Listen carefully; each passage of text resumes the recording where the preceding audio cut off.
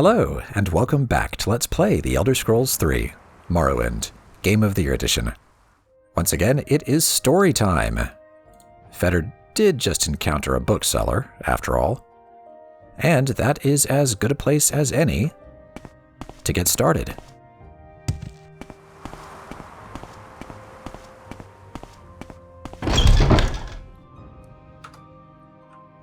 Let's see here. We've read these, but not this. Oh, is it not particularly good? Well, we'll be the judge of that. The Ruins of Kemel-Ze by Roland Nordson. With the acclamations of the Fellows of the Imperial Society still ringing in my ears, I decided to return to Morrowind immediately. It was not without some regret that I bade farewell to the fleshpots of the Imperial City, but I knew that the wonders I had brought back from Wild Elves had only scratched the surface of the Dwemer ruins in Morrowind. Even more spectacular treasures were out there, I felt, just waiting to be found, and I was eager to be off. I also had before me the salutary example of poor Bannerman, who was still dining out on his single expedition to Black Marsh 20 years ago. That would never be me, I vowed. With my letter from the Empress in hand, this time I would have the full cooperation of the Imperial authorities. No more need to worry about attacks from superstitious locals. But where should I look next? The ruins at Kemel-Ze were the obvious choice. Unlike Wild Elves, getting to the ruins would not be a problem. Also known as the Cliff City, Kemel-Ze lies on the mainland side of the Vvardenfell Rift, sprawling down the sheer coastal cliff. Travelers from the east coast of Vvardenfell often visit the site by boat, and it can also be reached overland from the nearby villages without undue hardship. Once my expedition had assembled in Saryoni, with the usual tedious complications involved in operating in this half-civilized land, we set out for the village of Morrowind near the ruins, where we hoped to hire a party of diggers. My interpreter, Twin Penai, an unusually jolly fellow for a dark elf who I had hired in Saryoni at the recommendation of the local garrison commander, assured me that the local villagers would be very familiar with Kemel-Ze, having looted the site for generations. Incidentally, Tenpenny, as we soon came to call him to his constant amusement, proved invaluable, and I would recommend him without hesitation to any of my colleagues who were planning similar expeditions to the wilds of Morrowind. At Morrowind, we ran into our first trouble. The hetman of the village, a reserved, elegant old fellow, seemed willing to cooperate, but the local priest, a representative of the absurd religion they have here, worshipping something called the Tribunal, who they claim actually live in palaces in Morrowind, was fervently against us excavating the ruins. He looked likely to sway the villagers to his side with his talk of religious taboos, but I waved the Empress's letter under his nose and mentioned something about my friend at the garrison commander at Saryoni, and he quieted right down. No doubt this was just a standard negotiating tactic arranged among the villagers to increase their pay. In any event, once the priest had stalked off, muttering to himself, no doubt calling down curses upon the heads of the foreign devils, we soon had a line of villagers eager to sign on to the expedition. While my assistant was working out the mundane details of contracts, supplies, etc., Master Aram and I rode on to the ruins. By land, they can only be reached using narrow paths that wind down the face of the cliff from above, where any misstep threatens to send one tumbling into the sea, foaming about the jagged rocks below.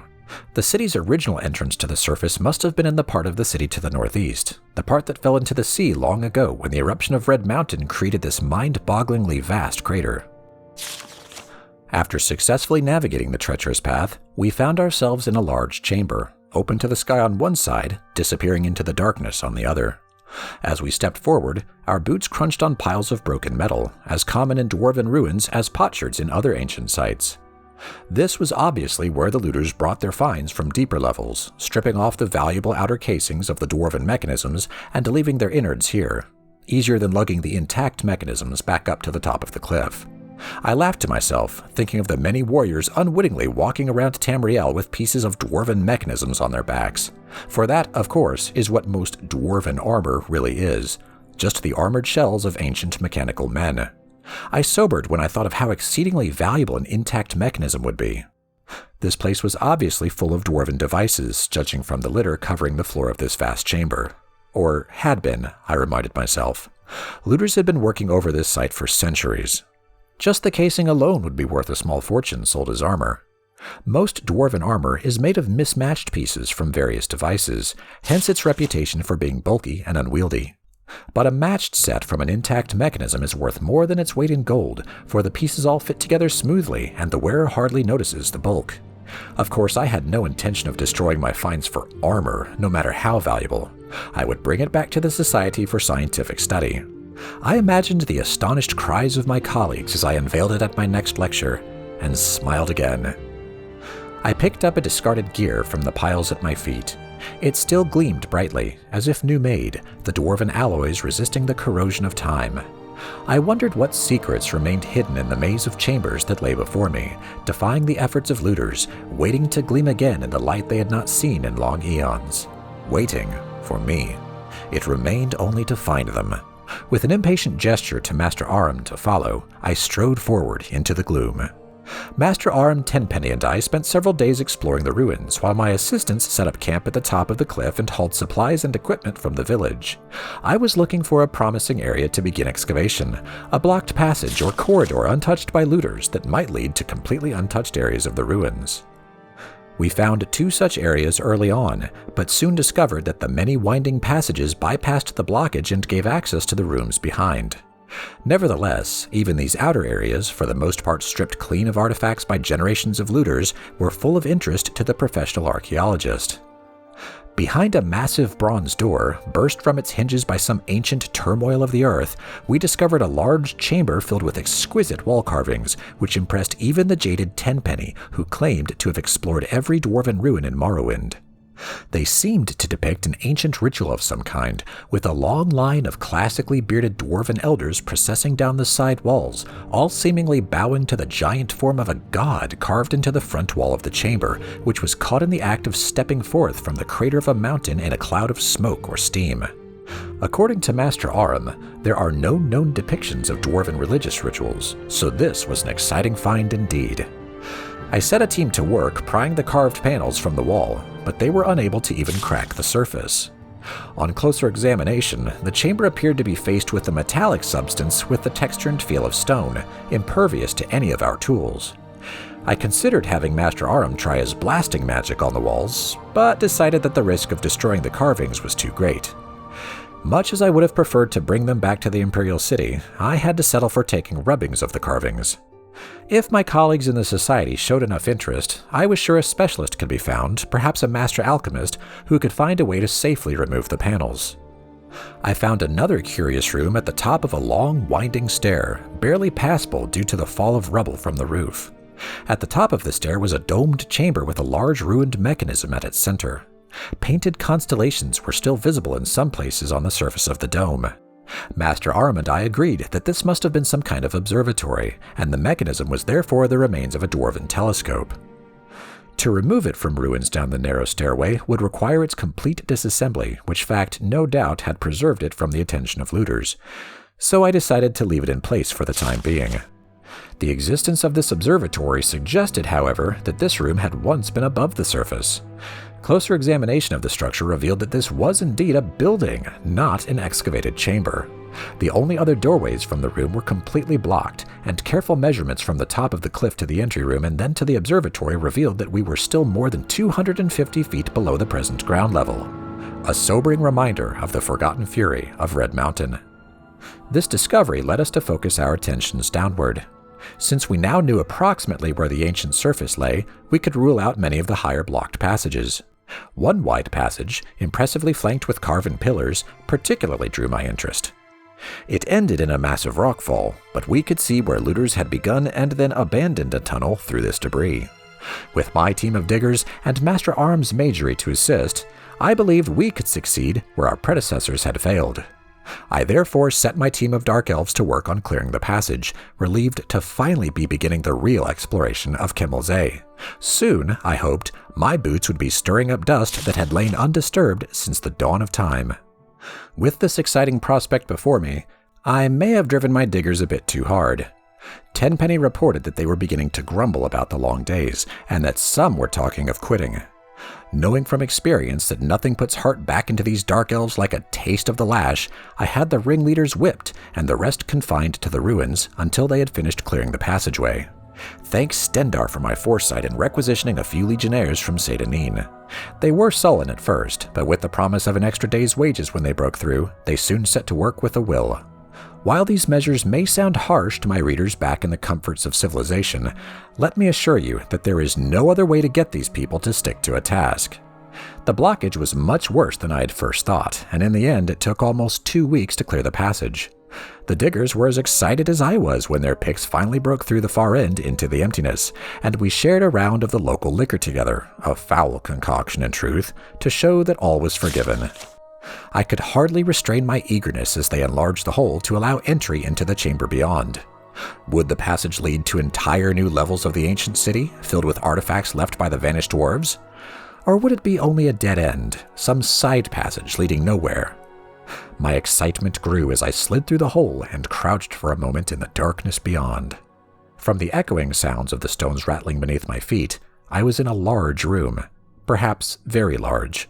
I stood up carefully and unhooded my lantern. As the light flooded the chamber, I looked around in astonishment. Here were wonders beyond even my wildest dreams. As the light from my lamp filled the chamber beyond the rockfall, I looked around in astonishment. Everywhere was the warm glitter of dwarven alloys. I had found an untouched section of the ancient city. My heart pounding with excitement, I looked around me. The room was vast, the roof soaring up into darkness beyond the reach of my lamp, the far end lost in shadows with only a tantalizing glimmer hinting at treasures not yet revealed.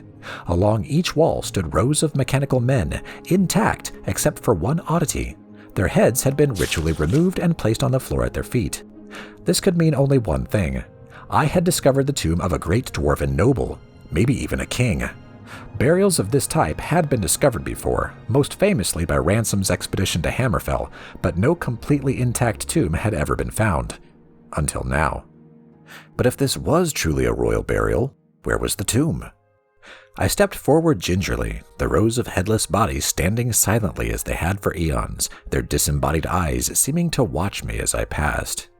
I had heard wild tales of the curse of the dwarves, but had always laughed it off as superstition. But now, breathing the same air as the mysterious builders of this city, which had lain undisturbed since the cataclysm that spelled their doom, I felt a twinge of fear. There was some power here, I felt, something malevolent that resented my presence. I stopped for a moment and listened. All was silent. Except, it seemed I heard a faint hiss, regular as breathing. I fought down a sudden surge of panic. I was unarmed, not thinking of danger in my haste to explore past the blocked passage. Sweat dripped down my face as I scanned the gloom for any movement. The room was warm, I suddenly noticed, much warmer than the rest of the labyrinth thus far. My excitement returned. Could I have found a section of the city still connected to a functioning steam grid? Pipes ran along the walls, as in all sections of the city. I walked over and placed my hand on one. It was hot, almost too hot to touch. Now I saw that in places where the ancient piping had corroded, small jets of steam were escaping. The sound I had heard. I laughed at my own credulity. I now advanced quickly to the far end of the room, giving a cheerful salute to the ranks of mechanical soldiers who had appeared so menacing only moments before. I smiled with triumph as the light swept back the darkness of centuries to reveal the giant effigy of a dwarven king standing on a raised dais, his metal hand clutching his rod of office. This was the prize indeed. I circled the dais slowly, admiring the craftsmanship of the ancient dwarves. The Golden King stood 20 feet tall under a freestanding domed cupola, his long upswept beard jutting forward proudly as his glittering metal eyes seemed to follow me. But my superstitious mood had passed, and I gazed benevolently on the old dwarven king. My king, as I had already begun to think of him. I stepped onto the dais to get a better look at the sculpted armor. Suddenly, the eyes of the figure opened, and it raised a mailed fist to strike. I leapt to one side as the golden arm came crashing down, striking sparks from the steps where I had stood a moment before. With a hiss of steam and the whir of gears, the giant figure stepped ponderously out from under its canopy and strode towards me with frightening speed, its eyes tracking me as I scrambled backwards. I dodged behind a pillar as the fist whistled down again. I had dropped my lantern in the confusion, and now I crept into the darkness outside the pool of light, hoping to slip between the headless mechanisms and thus escape back to the safety of the passageway. Where had the monster gone? You would think that a 20-foot golden king would be hard to miss, but he was nowhere to be seen. The guttering lamp only illuminated a small part of the room. He could be hiding anywhere in the gloom. I crawled faster. Without warning, the dim ranks of dwarven soldiers in front of me went flying as the monstrous guardian loomed before me. He had cut off my escape. As I dodged backwards, blow after blow whistled down as the implacable machine followed me relentlessly, driving me into the far corner of the room. At last, there was nowhere left for me to go. My back was to the wall. I glared up at my foe, determined to die on my feet. The huge fists lifted for one final blow. The room blazed with sudden light. Bolts of purple energy crackled across the metal carapace of the dwarven monster, and it halted, half-turning to meet this new threat. Master Aurum had come. I was about to raise a cheer when the giant figure turned back to me, unharmed by the lightning bolt hurled by Master Aurum, determined to destroy this first intruder. I shouted out, "Steam! Steam!" as the giant raised his fist to crush me into the floor. There was a hiss and a gust of bitter cold, and I looked up.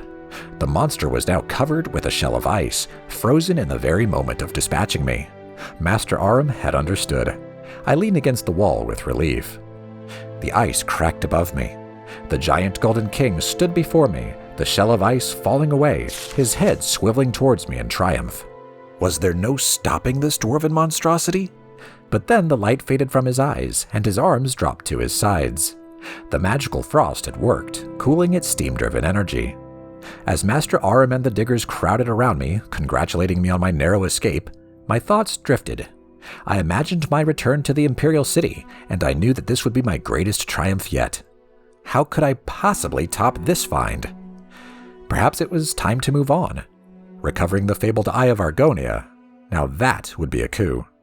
I smiled to myself, reveling in the glory of the moment, but already planning my next adventure. That was some action-packed archaeology. And now, mixed unit. Right. Mixed Unit Tactics in the 5 Years' War, Volume 1, by Codus Colonus. The legions could learn from the unconventional tactics used by the Khajiit in the 5 Years' War against Valenwood. I was stationed at the Sphinx Moth Legion fort on the border near Dune, and witnessed many of the northern skirmishes firsthand. The war started with the so-called Slaughter of Torval. The Khajiit claimed that the Bosmer invaded the city without provocation and killed over 1,000 citizens before being driven off by reinforcements from a nearby jungle tribe. The Bosmer claimed that the attack was in retaliation for Khajiiti bandits who were attacking wood caravans headed for Valenwood. In the spring of 3rd Era 396, the war moved closer to Fort Sphinxmoth. I was posted on lookout and saw parts of the conflict. I later spoke with both Khajiit and Bosmer who fought in the battle, and it will serve as an excellent example of how the Khajiit used a mixture of ground and tree units to win the war. The Khajiit began the fight in an unusual way by sending tree-cutting teams of Cathay Rot and the fearsome Senshei Rot, or Battle Cats, into the outskirts of Valenwood's forests. When word reached the Bosmer that trees were being felled, allegedly a crime in the strange Bosmeri religion, a unit of archers were dispatched from larger conflicts in the south. The Bosmer were thus goaded into splitting their forces into smaller groups. The Bosmer archers took up positions in the remaining trees, whose branches were now 20 or more feet apart, allowing some light into the forest floor. The Bosmer bent the remaining trees with their magics into small fortifications from which to fire their bows. When the tree cutters arrived the next morning, a half-dozen Khajiit fell to the Bosmer arrows in the first volley. After that, the Khajiit took large wooden shields from the backs of the Senshei Rot and made a crude shelter. The Khajiit, even the enormous Senshei Rot, were able to hide between this shelter and one of the larger trees. When it became apparent that the Khajiit would not leave their shelter, some Bosmer chose to descend and engage the Khajiit sword to claw. When the Bosmer were nearly upon the shelter, one of the Khajiit began playing on a native instrument of plucked metal bars. This was a signal of some kind, and a small group of the man-like Omez and Omez Rot emerged from covered holes on the forest floor. Although outnumbered, they were attacking from behind by surprise and won the ground quickly. The Bosmer archers in the trees would have still won the battle were they not having troubles of their own.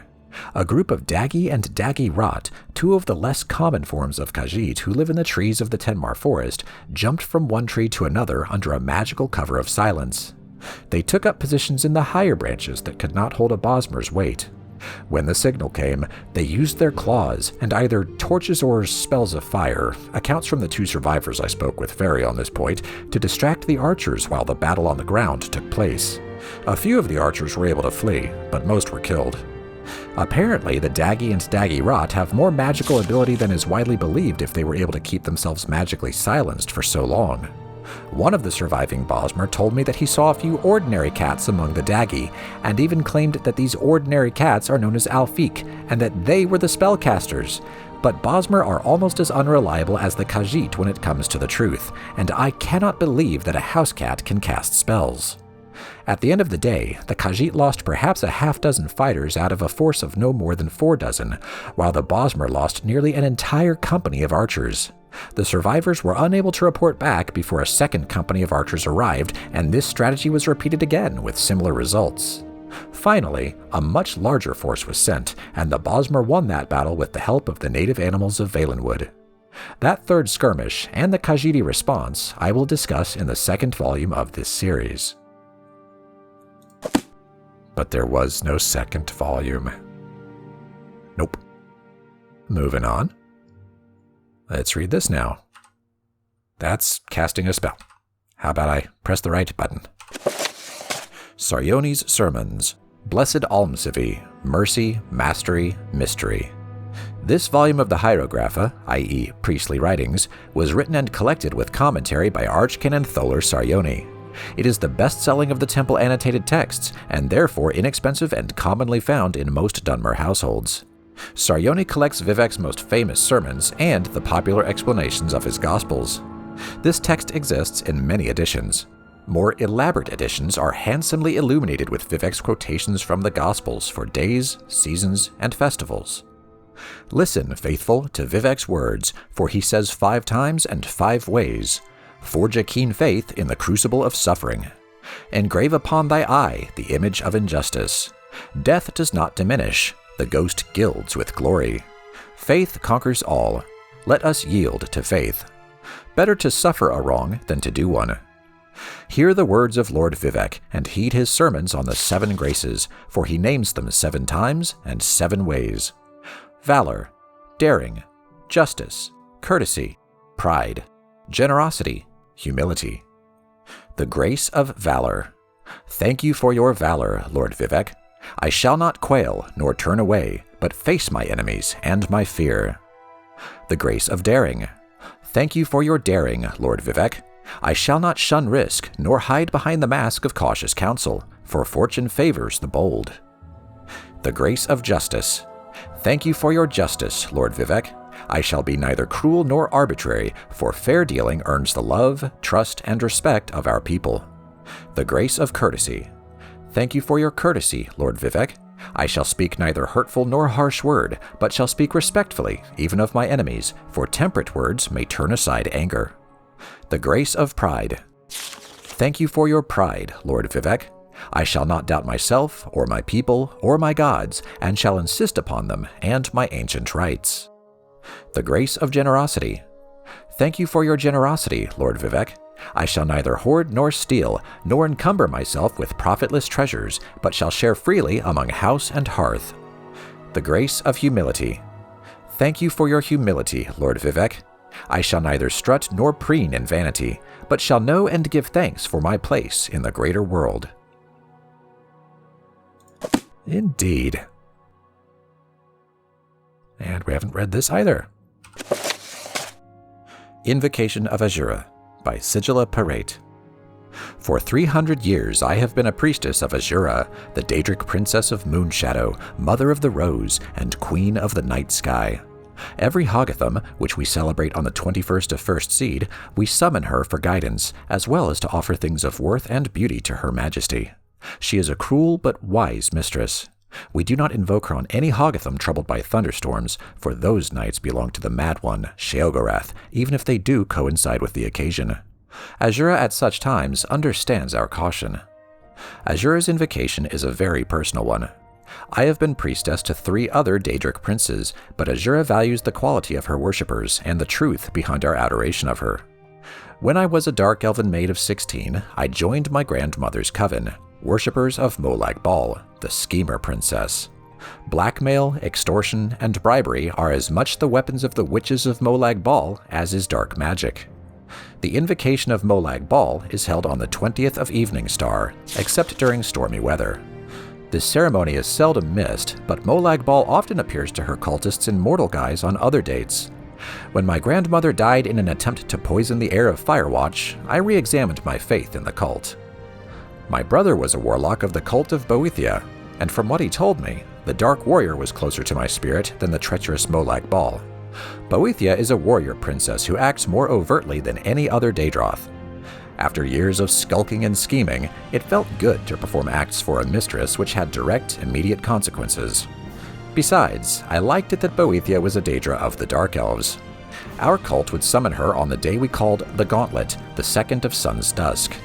Bloody competitions would be held in her honor, and the duels and battles would continue until 9 cultists were killed at the hands of other cultists.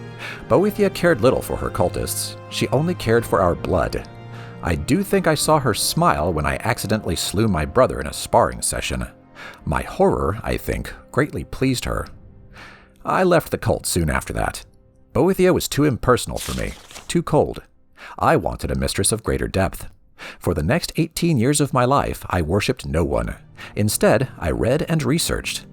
It was in an old and profane tome that I came upon the name of Nocturnal. Nocturnal the Night Mistress, Nocturnal the Unfathomable. As the book prescribed, I called to her on her holy day, the 3rd of Hearthfire. At last I had found the personal mistress I had so long desired. I strove to understand her labyrinthine philosophy, the source of her mysterious pain. Everything about her was dark and shrouded, even the way she spoke and the acts she required of me. It took years for me to understand the simple fact that I could never understand Nocturnal.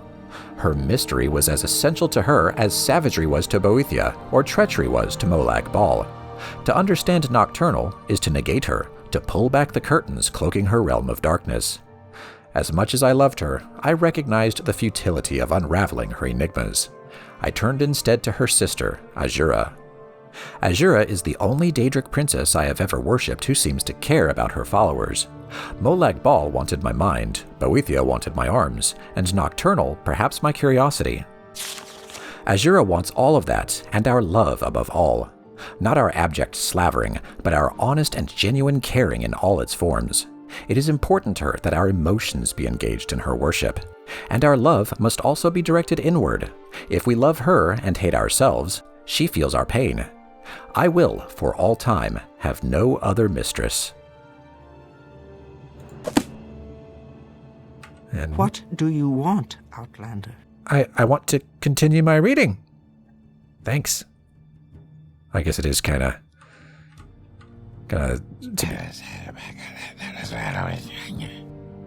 Yeah, really ought to buy something, but maybe later. An Overview of Gods and Worship in Tamriel by Brother Hetchfeld. Editor's note. Brother Hetchfeld is an associate scribe at the Imperial University, Office of Introductory Studies.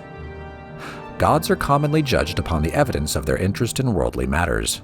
A central belief in the active participation of deities in mundane matters can be challenged by the reference to apparent apathy and indifference on the part of gods during times of plague or famine. From intervention in legendary quests to manifestations in common daily life, no pattern for the gods of Tamriel activities is readily perceived.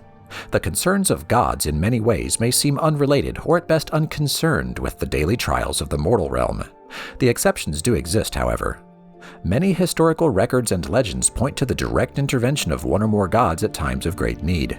Many heroic tales recount blessings of the divinity bestowed upon heroic figures who worked or quested for the good of a deity or the deity's temple. Some of the more powerful artifacts in the known world were originally bestowed upon their owners through such reward. It has also been reported that priests of high ranking in their temples may on occasion call upon their deity for blessings or help in time of need. The exact nature of such contact and the blessings bestowed is given to much speculation, as the temples hold such associations secret and holy. This direct contact gives weight to the belief that the gods are aware of the mortal realm. In many circumstances, however, these same gods will do nothing in the face of suffering and death, seeming to feel no need to interfere. It is thus possible to conclude that we, as mortals, may not be capable of understanding more than a small fraction of the reasoning and logic such beings use. One defining characteristic of all gods and goddesses is their interest in worship and deeds. Deeds in the form of holy quests are just one of the many things that bring the attention of a deity. Deeds in everyday life, by conforming to the statutes and obligations of individual temples, are commonly supposed to please a deity. Performance of ceremony in a temple may also bring a deity's attention. Ceremonies vary according to the individual deity. The results are not always apparent, but sacrifice and offerings are usually required to have any hope of gaining a deity's attention. While direct intervention in daily temple life has been recorded, the exact nature of the presence of a god in daily mundane life is a subject of controversy. A traditional saying of the Wood Elves is that one man's miracle is another man's accident. While some gods are believed to take an active part of daily life, others are well known for their lack of interest in temporal affairs. It has been theorized that gods do in fact gain strength from such things as worship through praise, sacrifice, and deed. It may even be theorized that the number of worshippers a given deity has may reflect on his overall position among the other gods. This is my own conjecture, garnered from the apparent ability of the larger temples to attain blessings and assistance from their god with greater ease than smaller religious institutions. There are reports of the existence of spirits in our world that have the same capacity to use the actions and deeds of mortals to strengthen themselves as do the gods. The understanding of the exact nature of such creatures would allow us to understand with more clarity the connection between a deity and the deity's worshippers. The implication of the existence of such spirits leads to the speculation that these spirits may even be capable of raising themselves to the level of a god or goddess. Motutsuo of the Imperial Seminary has suggested that these spirits may be the remains of gods and goddesses who through time lost all or most of their following, reverting to their earliest, most basic form. Practitioners of the old ways say that there are no gods, just greater and lesser spirits. Perhaps it is possible for all three theories to be true. Perhaps it is. Down here, we've got the Biography of Barenziah. Biography of Queen Barenziah by Stern-Gamboj, Imperial Scribe.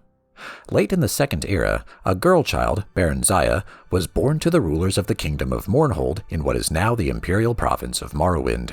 She was reared in all the luxury and security befitting a royal dark elven child until she reached 5 years of age. At that time, His Excellency Tiber Septim I, the first emperor of Tamriel, demanded that the decadent rulers of Morrowind yield to him and institute imperial reforms. Trusting to their vaunted magic, the Dark Elves impudently refused until Tiber Septim's army was on the borders. An armistice was hastily signed by the now eager Dunmer, but not before there were several battles, one of which laid waste to Mournhold, now called Almalexia. Little Princess Barenziah and her nurse were found among the wreckage. The Imperial General Symmachus, himself a Dark Elf, suggested to Tiber Septim that the child might someday be valuable, and she was therefore placed with a loyal supporter who had recently retired from the Imperial army. Sven Advinson had been granted the title of Count upon his retirement. His fiefdom, Darkmoor, was a small town in central Skyrim. Count Sven and his wife reared the princess as their own daughter, seeing to it that she was educated appropriately, and more importantly, that the imperial values of obedience, discretion, loyalty, and piety were instilled in the child. In short, she was made fit to take her place as a member of the new ruling class of Morrowind. The girl Barenziah grew in beauty, grace, and intelligence. She was sweet-tempered, a joy to her adoptive parents and their 5 young sons, who loved her as their elder sister. Other than her appearance, she differed from young girls of her class only in that she had a strong empathy for the woods and fields, and was wont to escape her household duties to wander there at times. Barenziah was happy and content until her 16th year, when a wicked orphan stable boy, whom she had befriended out of pity, told her he had overheard a conspiracy between her guardian, Count Sven, and a Redguard visitor to sell her as a concubine in Rihad, as no Nord or Breton would marry her on account of her black skin, and no Dark Elf would have her because of her foreign upbringing. "Whatever shall I do?" the poor girl said, weeping and trembling, for she had been brought up in innocence and trust, and it never occurred to her that her friend the stable boy would lie to her. The wicked boy, who was called Straw, said that she must run away if she valued her virtue, but that he would come with her as her protector. Sorrowfully, Barenziah agreed to this plan, and that very night she disguised herself as a boy, and the pair escaped to the nearby city of Whiterun. After a few days there, they managed to get jobs as guards for a disreputable merchant caravan. The caravan was heading east by side roads in a mendacious attempt to elude the lawful tolls charged on the Imperial highways. Thus the pair eluded pursuit until they reached the city of Riften, where they ceased their travels for a time. They felt safe in Riften, close as it was to the Morrowind border, so that dark elves were enough of a common sight.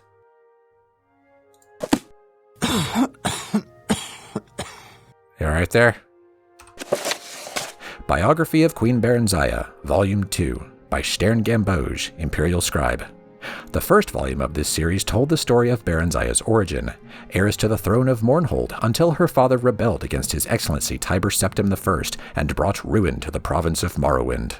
Thanks largely to the benevolence of the Emperor, the child Barenziah was not destroyed with her parents, but reared by Count Sven of Darkmoor, a loyal Imperial trustee.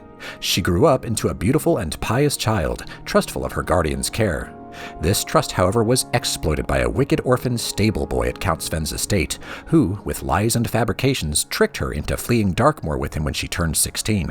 After many adventures on the road, they settled in Riften, a Skyrim city near the Morrowind borders. The stable boy, Straw, was not altogether evil. He loved Barenziah in his own selfish fashion, and deception was the only way he could think of that would cement possession of her. She, of course, felt only friendship toward him, but he was hopeful that she would gradually change her mind.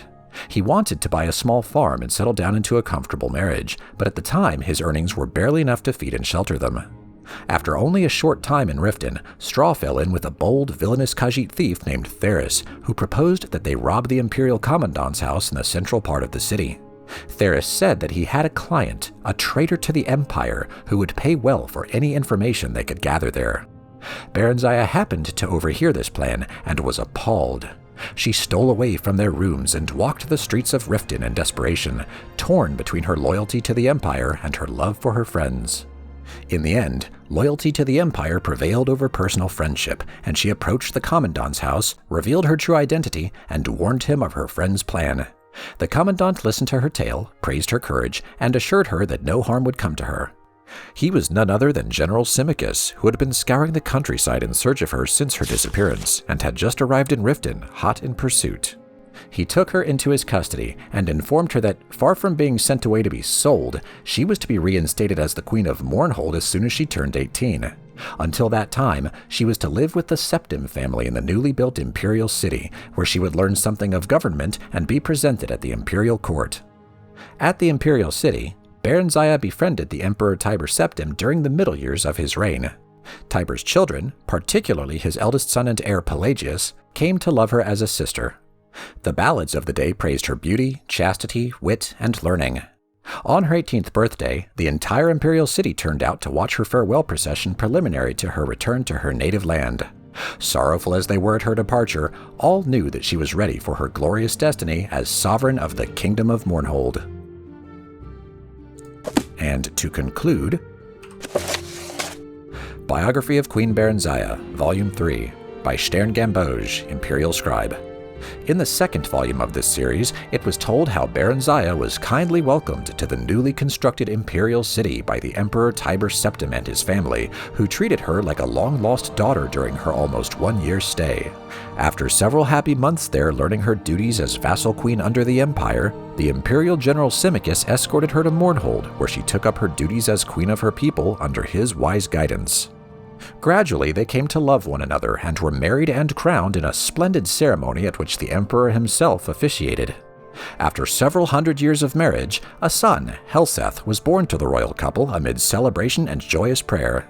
Although it was not publicly known at the time, it was shortly before this blessed event that the Staff of Chaos had been stolen from its hiding place deep in the Mournhold mines by a clever, enigmatic bard known only as the Nightingale.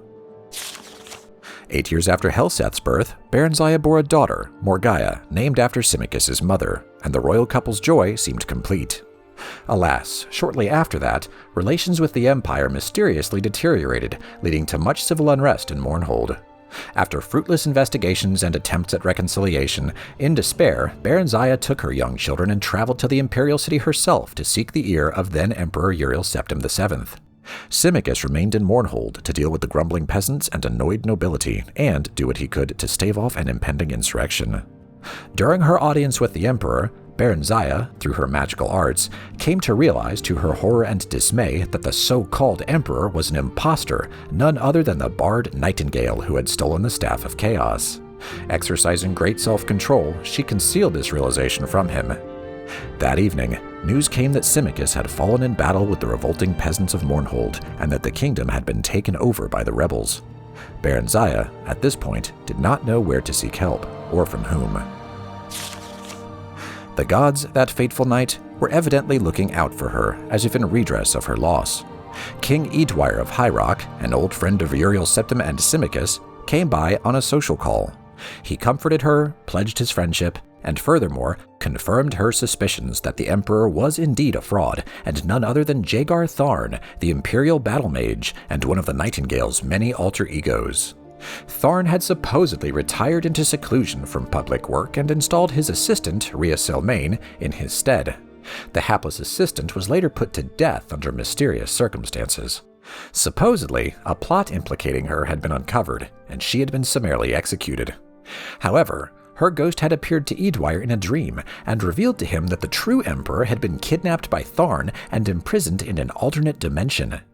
Tharn had then used the Staff of Chaos to kill her when she attempted to warn the Elder Council of his nefarious plot.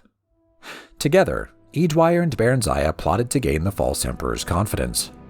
Meanwhile, another friend of Rhea's, known only as the Champion, who apparently possessed great, albeit then untapped, potential, was incarcerated at the Imperial dungeons.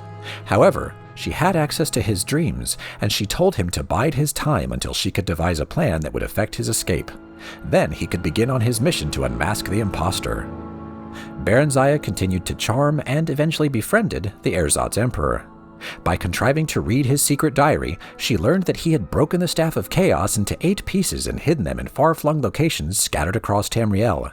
She managed to obtain a copy of the key to Rhea's friend's cell and bribed a guard to leave it there as if by accident. Their champion, whose name was unknown even to Barenziah and Edwire, made his escape through a shift gate Rhea had opened in an obscure corner of the Imperial dungeons using her already failing powers. The champion was free at last, and almost immediately went to work. It took Barenziah several more months to learn the hiding places of all 8 staff pieces through snatches of overheard conversation and rare glances at Tharn's diary. Once she had the vital information, however, which she communicated to Rhea forthwith, who in turn passed it on to the champion, she and Edwire lost no time. They fled to Wayrest, his ancestral kingdom in the province of High Rock, where they managed to fend off the sporadic efforts of Tharn's henchmen to haul them back to the Imperial city, or at the very least obtain revenge. Tharn, whatever else might be said of him, was no one's fool, save perhaps Barenziah's, and he concentrated most of his efforts toward tracking down and destroying the champion. As all now know, the courageous, indefatigable, and forever nameless champion was successful in reuniting the 8 sundered pieces of the Staff of Chaos. With it, he destroyed Tharn and rescued the true Emperor, Uriel Septim VII. Following what has come to be known as the Restoration, a grand state memorial service was held for Symmachus at the Imperial city, befitting the man who had served the Septim dynasty for so long and so well. Barenziah and good King Edwire had come to care deeply for one another during their trials and adventures, and were married in the same year shortly after their flight from the Imperial city. Her 2 children from her previous marriage with Symmachus remained with her, and a regent was appointed to rule Mournhold in her absence. Up to the present time, Queen Barenziah has been in Wayrest with Prince Helseth and Princess Morgaya. She plans to return to Mournhold after Edwire's death. Since he was already elderly when they wed, she knows that that event, alas, could not be far off as the elves reckon time. Until then, she shares in the government of the kingdom of Wayrest with her husband, and seems glad and content with her finally quiet and happily unremarkable life. Well, she's been through some stuff. There's someone watching me. I can tell. No. There's someone watching me. I can tell. You seem pretty sure of it. Okay, never mind. I'm going to read this now. The Brothers of Darkness by Pelern Ossi. As their name suggests, the Dark Brotherhood has a history shrouded in obfuscation. Their ways are secret to those who are not themselves Brothers of the Order. Brother is a generic term. Some of their deadliest assassins are female, but they are often called brothers as well. How they continue to exist in shadow, but be easily found by those desperate enough to pay for their services, is not the least of the mysteries surrounding them. The Dark Brotherhood sprang from a religious order, the Morag Tong, during the Second Era. The Morag Tong were worshippers of the Daedra spirit Mephala, who encouraged them to commit ritual murders. In their early years, they were as disorganized as only obscure cultists could be. There was no one to lead the band, and as a group, they dared not murder anybody of any importance. This changed with the rise of the Night Mother. All leaders of the Morag Tong, and then afterward the Dark Brotherhood, have been called the Night Mother. Whether this same woman, if it even is a woman, has commanded the Dark Brotherhood since the Second Era is unknown. What is believed is that the original Night Mother developed an important doctrine of the Morag Tong, the belief that, while Mephala does grow stronger with every murder committed in her name, certain murders were better than others. Murders that came from hate pleased Mephala more than murders committed because of greed. Murders of great men and women pleased Mephala more than murders of relative unknowns. We can approximate the time this belief was adopted with the first known murder committed by the Morag Tong. In the year 324 of the Second Era, the potentate Versidus Shai was murdered in his palace in what is today the Elsewhere Kingdom of Senchal. In a brash move, the Night Mother announced the identity of the murderers by painting Morag Tong on the walls in the potentate's own blood. Previous to that, the Morag Tong existed in relative peace, more or less like a witch's coven, occasionally persecuted, but usually ignored. In remarkable synchronicity, at a time when Tamriel the Arena was a fractured land, the Morag Tong was outlawed throughout the continent. Every sovereign gave the cult's elimination his highest priority. Nothing more was officially heard of them for 100 years. It is more difficult to date the era when the Morag Tong re-emerged as the Dark Brotherhood, especially as other guilds of assassins have sporadically appeared throughout the history of Tamriel. The first mention of the Dark Brotherhood that I have found is from the journals of the Blood Queen Arlamahera of Hegaeth. She spoke of slaying her enemies by her own hand, or if necessary, with the help of the Night Mother and her Dark Brotherhood, the secret arsenal my family has employed since my grandfather's time. Arlamahera wrote this in Second Era 412, so one can surmise that the Dark Brotherhood had been in existence since at least 360 if her grandfather had truly made use of them. The important distinction between the Dark Brotherhood and the Morag Tong was that the Brotherhood was a business as much as it was a cult. Rulers and wealthy merchants used the order as an assassin's guild. The Brotherhood gained the obvious rewards of a profitable enterprise, as well as the secondary benefit that rulers could no longer actively persecute them. They were needed. They were purveyors of an essential commodity. Even an extremely virtuous leader would be unwise to mistreat the Brotherhood. Not long after Arlamahera's journal entry came perhaps the most famous series of executions in the history of the Dark Brotherhood. The Colovian Emperor Potentate Severian Chorak and every one of his heirs were murdered on one bloody night in Sun's Dawn in 430. Within a fortnight, the Colovian dynasty crumbled to the delight of its enemies. For over 400 years, until the advent of the warrior emperor Tiber Septim, chaos reigned over Tamriel. Though no comparably impressive executions have been recorded, the Brotherhood must have grown fat with gold during that interregnum. The Dark Brotherhood has no shortage of business opportunities, and accounting, I have been informed, is the Brotherhood's favorite euphemism for an execution. While they are officially considered an unlawful organization in every corner of the Empire, like the Thieves' Guild, they are almost as universally tolerated. What else do we have here? Let's read. I almost skipped over that one. What was that? That was this book. I almost skipped over it, just mumbling to myself. Don't worry about it. Reflections on Cult Worship in the Empire. From the correspondence of Cusius Plesia, Imperial trader, writing from the Vos Trade House in Vvardenfell district, province of Morrowind. I have noted that Heartlanders like myself, and assimilated Imperial citizens of other races, tend to impersonal and formal relationships with their gods and spirits. For us, cults are first and foremost social and economic organizations. We typically think of the 8 divines in the most abstract terms, as powerful but indifferent spirits to be propitiated, and do not think of their relationships as personal. Notable exceptions include minor charismatic subcults of Akatosh and Dibella. The Imperial cult of Tiber Septim also has a significant charismatic subcult. With the exception of the Alessian Order, which Heartlanders regard as a dark age, religious cults have played only minor parts in Heartlander and Imperial history. The Septim Emperors have made it a policy to limit the influence of cult authorities in aristocratic, military, and bureaucratic affairs. Cult worship is regarded as a private and practical matter, and public pronouncements by religious figures are not welcomed. Nordic hero cults provide a strong countercurrent to the dominant secularism of the Empire. The Imperial cult of Tiber Septim is just such a hero cult, and among the military, provincial colonists, and recently assimilated foreigners, the cult is particularly strong and personal.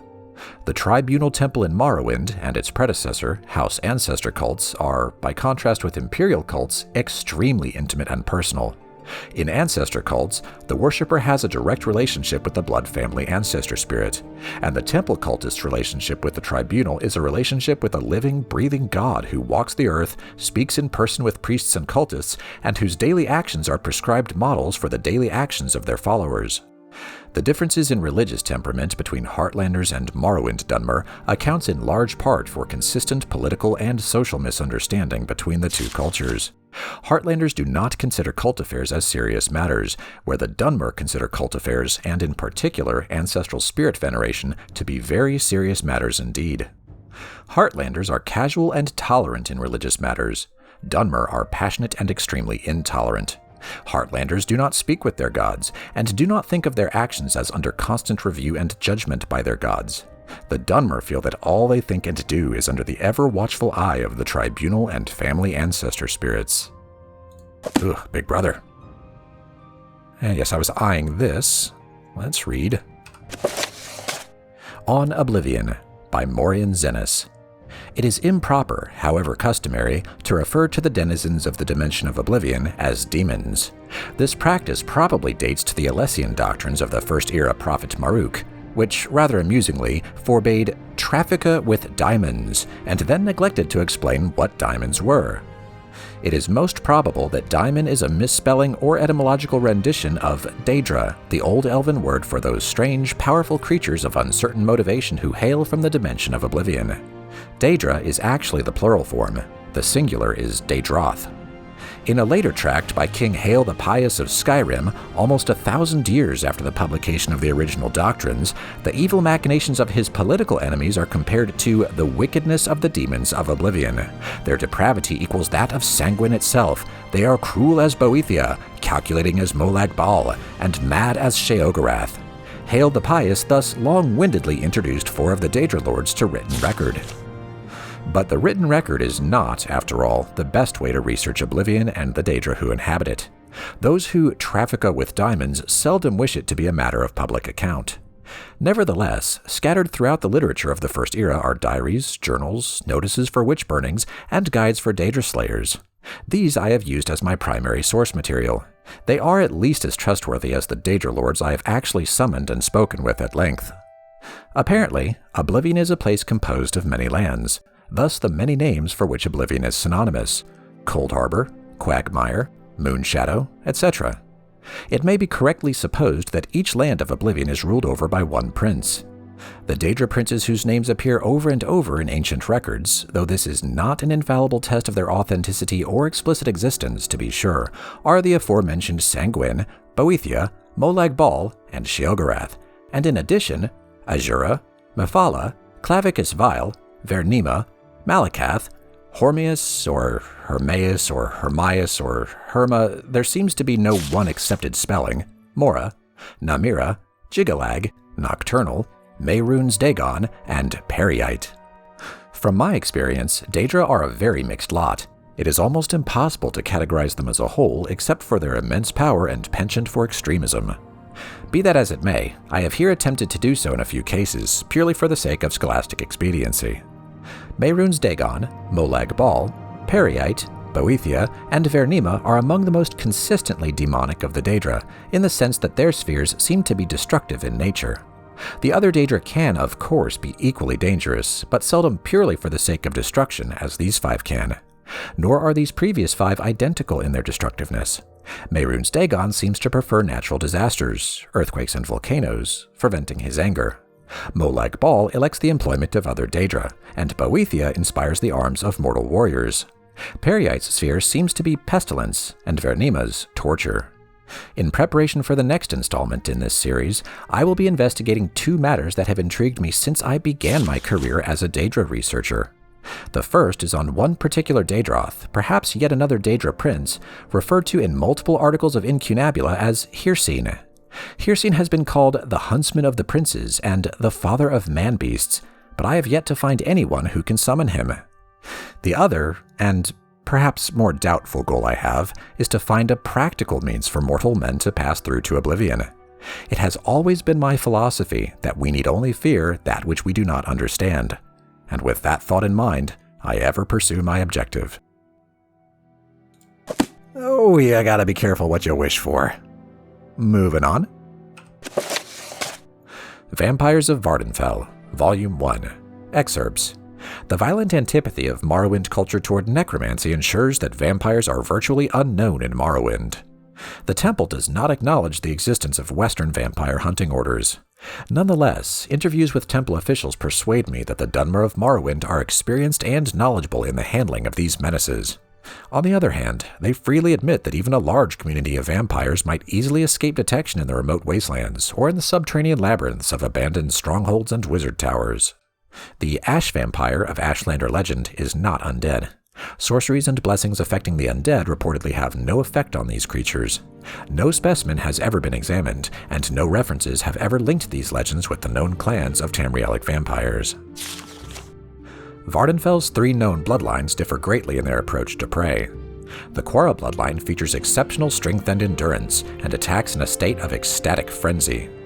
Aunde vampires are potent spellcasters, seeking to hypnotize victims before feeding, while the swift and agile Burn Clan vampires prefer stealth and ambush, first poisoning the victim with a bite, then withdrawing to a safe distance, returning to feed only when the prey has weakened. It is supposed that vampirism is contracted from wounds received from a vampire. Since few victims survive vampiric attacks or feedings, the process of contracting the disease is little understood. Some have suggested that victims may willingly submit themselves to the will of a vampire, but no real evidence of this exists. During the incubation phase, lasting up to 72 hours, the vampirism disease exhibits no symptoms and may be cured by general spellcraft or cult blessings. However, during incubation, some victims have reported sleep disturbances and troubling dreams.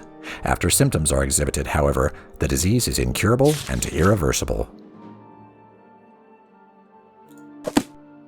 And now the last book on this bookshelf. On Wild Elves, by Kirjo Chorvac. In the wilds of most every province of Tamriel, descended philosophically, if not directly, from the original inhabitants of the land, are the Ayleids, commonly called the Wild Elves.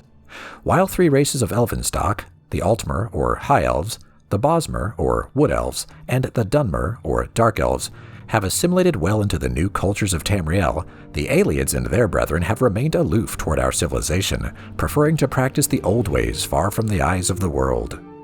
The Wild Elves speak a variation of Old Cyrodiilic, opting to shun Tamrielic and separating themselves from the mainstream of Tamriel even further than the least urbanized of their elven cousins. In temperament, they are dark-spirited and taciturn, though this is from the point of view of outsiders, or Pelani in their tongue, and doubtless they act differently within their own tribes. Indeed, one of the finest sages of the University of Gwilym was a civilized Ayleid elf, Churhain Fyr, First Era 2790 to Second Era 227, whose published work on Wild Elves suggests a lively, vibrant culture. Fyr is one of the very few Ayleids to speak freely on his people and religion, and he himself said the nature of the Ayleid tribes is multi-hued, their personalities often wildly different from their neighboring tribes. Fyr, T. Nature of Ayleidic Poesy, page 8, University of Gwilym Press, 2nd Era, 12. Like any alien creature, Wild Elves are often feared by the simple people of Tamriel. The Ayleids continue to be one of the greatest enigmas of the continent of Tamriel. They seldom appear in the pages of written history in any role, and then only as a strange sight a chronicler stumbles upon before they vanish into the wood. When probable fiction is filtered from common legend, we are left with almost nothing. The mysterious ways of the Ayleids have remained shrouded since before the First Era, and may well remain so for thousands of years to come.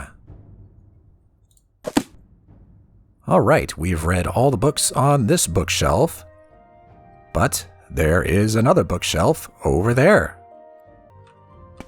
Go ahead, Outlander. What do you need? I need to read. The True Nature of Orcs. Orcs were born during the latter days of the Dawn Era. History has mislabeled them beastfolk, related to the goblin races, but the Orcs are actually the children of Nchunak, strongest of the Altmeri ancestor spirits. When Nchunak was eaten by the Daedroth prince Boethia and transformed in that foul god's insides, the Orcs were transformed as well. The ancient name for the Orcs is Orsimer, which means the pariah folk. They now follow Malak, the remains of Nchunak. Who is Malak? He is more commonly known as the Daedroth prince Malakath, whose sphere is the patronage of the spurned and ostracized, the sworn oath, and the bloody curse. He is not technically a Daedra lord, nor do the other Daedra recognize him as such, but this is fitting for his sphere. Of old, he was Nchunak, the champion of the High Elven Pantheon, in some places more popular than Ariel, who protected them against enemies without and within. When Nchunak and his followers attempted to halt the Velothi dissident movement, Boethia ate him. Nchunak's body and spirit were corrupted, and he emerged as Malakath. His followers were likewise changed for the worse. Despised by everyone, especially the inviolate Auriel, they quickly fled to the northern wastes near Sarthal.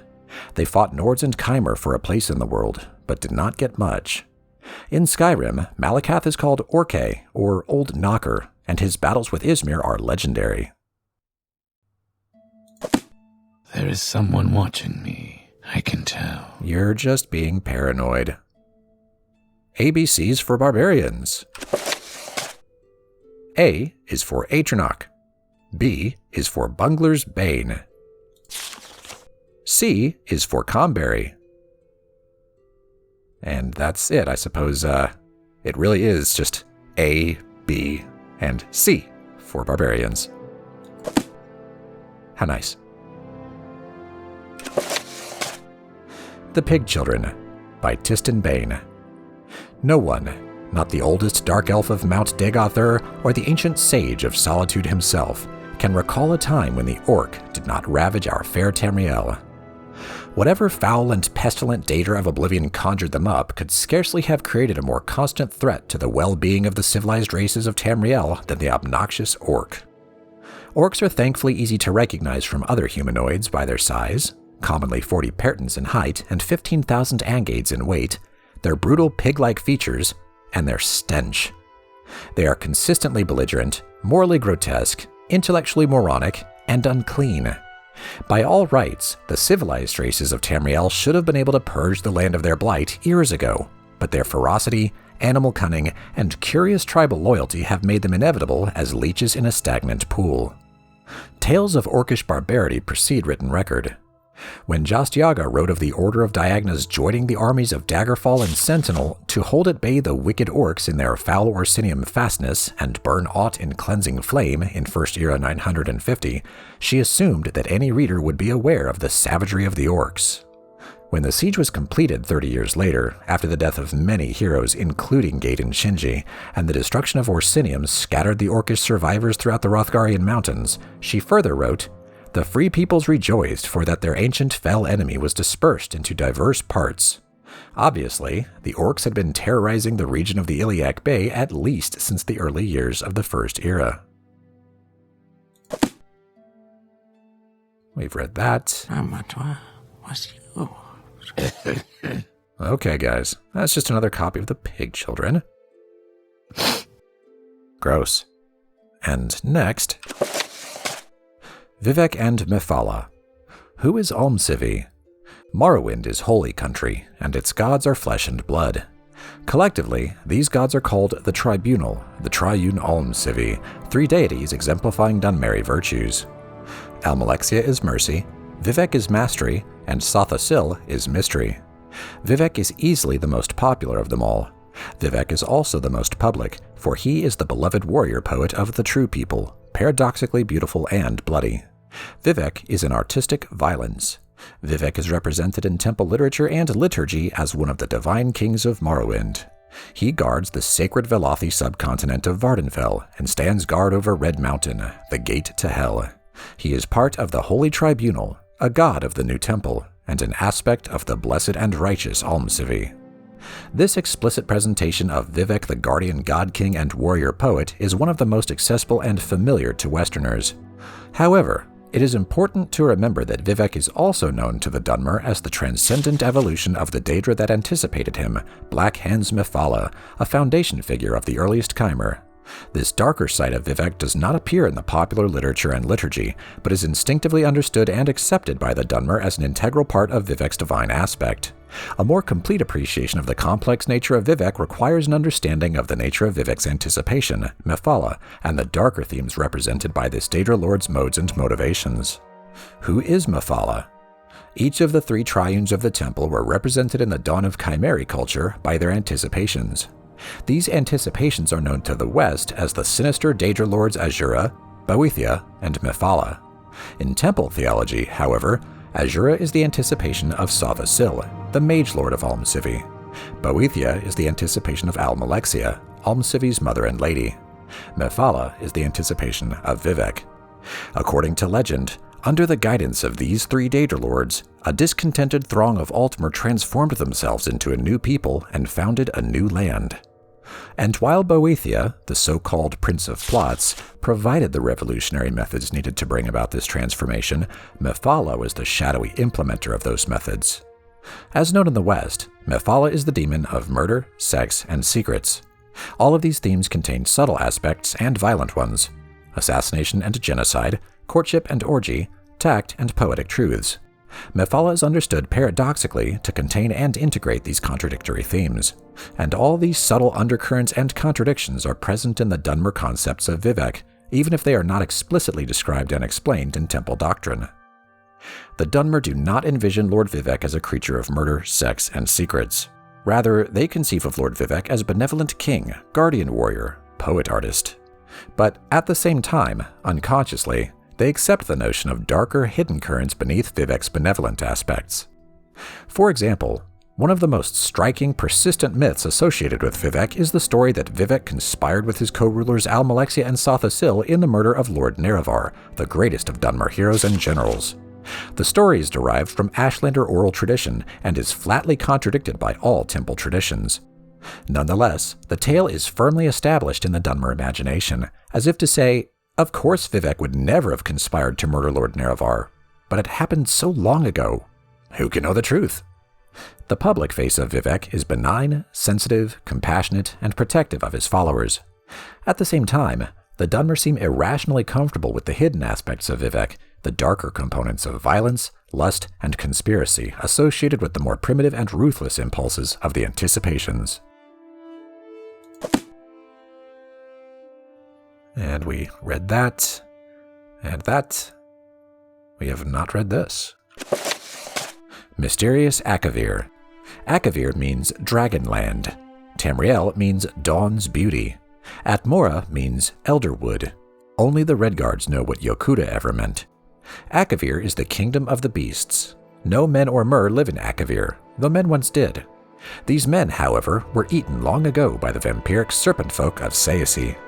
Had they not been eaten, these men would have eventually migrated to Tamriel. The Nords left Atmora for Tamriel. Before them, the Elves had abandoned Altmeris for Tamriel. The Redguards destroyed Yokuda so they could make their journey. All men and mer know that Tamriel is the nexus of creation, where the last war will happen, where the gods unmade Lorkhan and left their adamantine tower of secrets. Who knows what the Akaviri think of Tamriel, but ask yourself, why have they tried to invade it 3 times or more? There are 4 major nations of Akavir: Kemel, Saesi, Tangmo, and Ka Potan. When they are not busy trying to invade Tamriel, they are fighting with each other. Kemel is snow hell.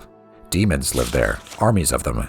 Every summer they thaw out and invade Tangmo, but the brave monkey folk always drive them away.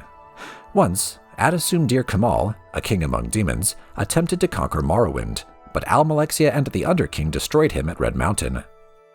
Saryoni is Snake Palace, once the strongest power in Akavir before the Tiger Dragon came. The Serpent Folk ate all the men of Akavir a long time ago, but still kind of look like them.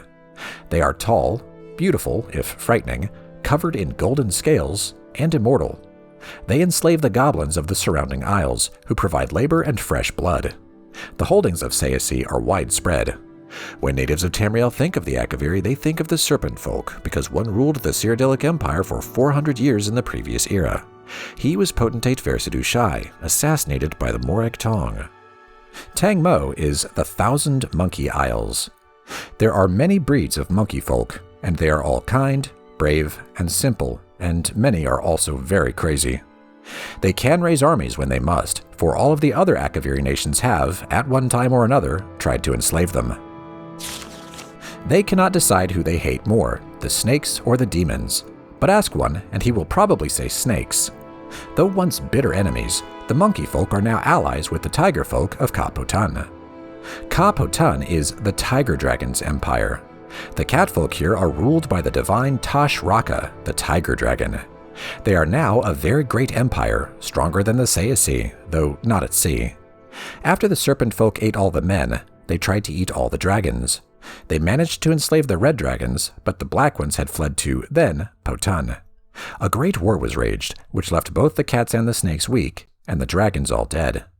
Since that time, the catfolk have tried to become the dragons. Tashraka is the first to succeed. He is the largest dragon in the world, orange and black, and he has very many new ideas. First, Tashraka says, is that we kill all the vampire snakes. Then the Tiger Dragon Emperor wants to invade Tamriel. Right, sure, okay. Alright, next. Mysticism, The Unfathomable Voyage, by Tetronius Lore. Mysticism is the school of sorcery least understood by the magical community and the most difficult to explain to novice mages.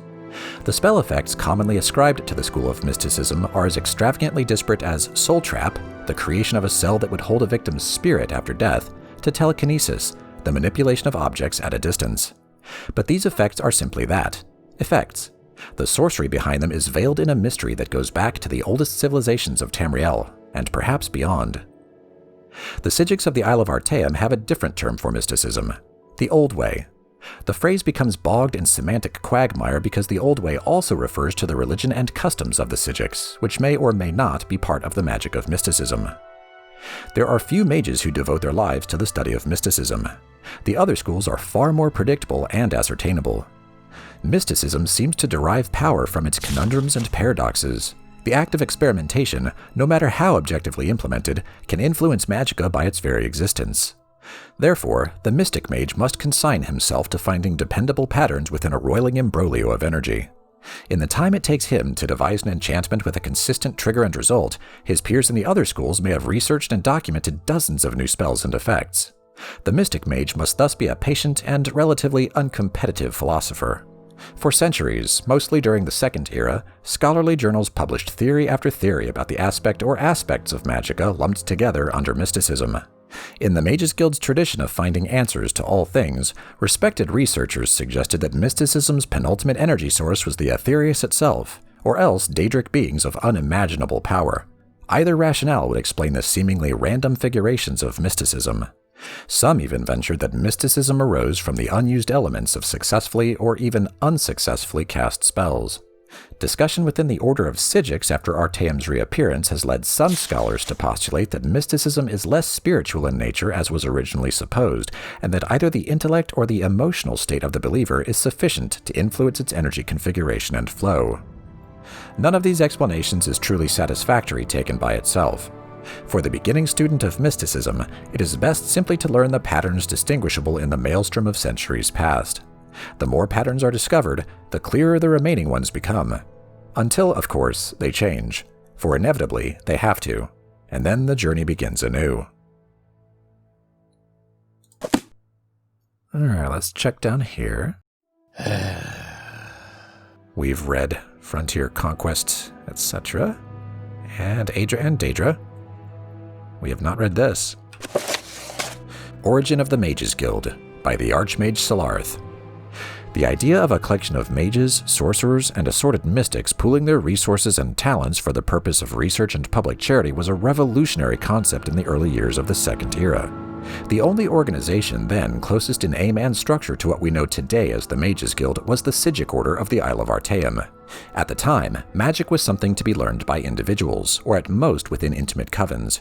Mages were, if not actually hermits, usually quite solitary.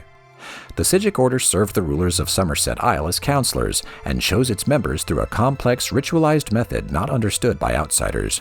Its purposes and goals likewise went unpublished, and detractors attributed the worst evils as the source of the Order's power. Actually, the religion of the Old Order could be described as ancestor worship, an increasingly unfashionable philosophy in the Second Era.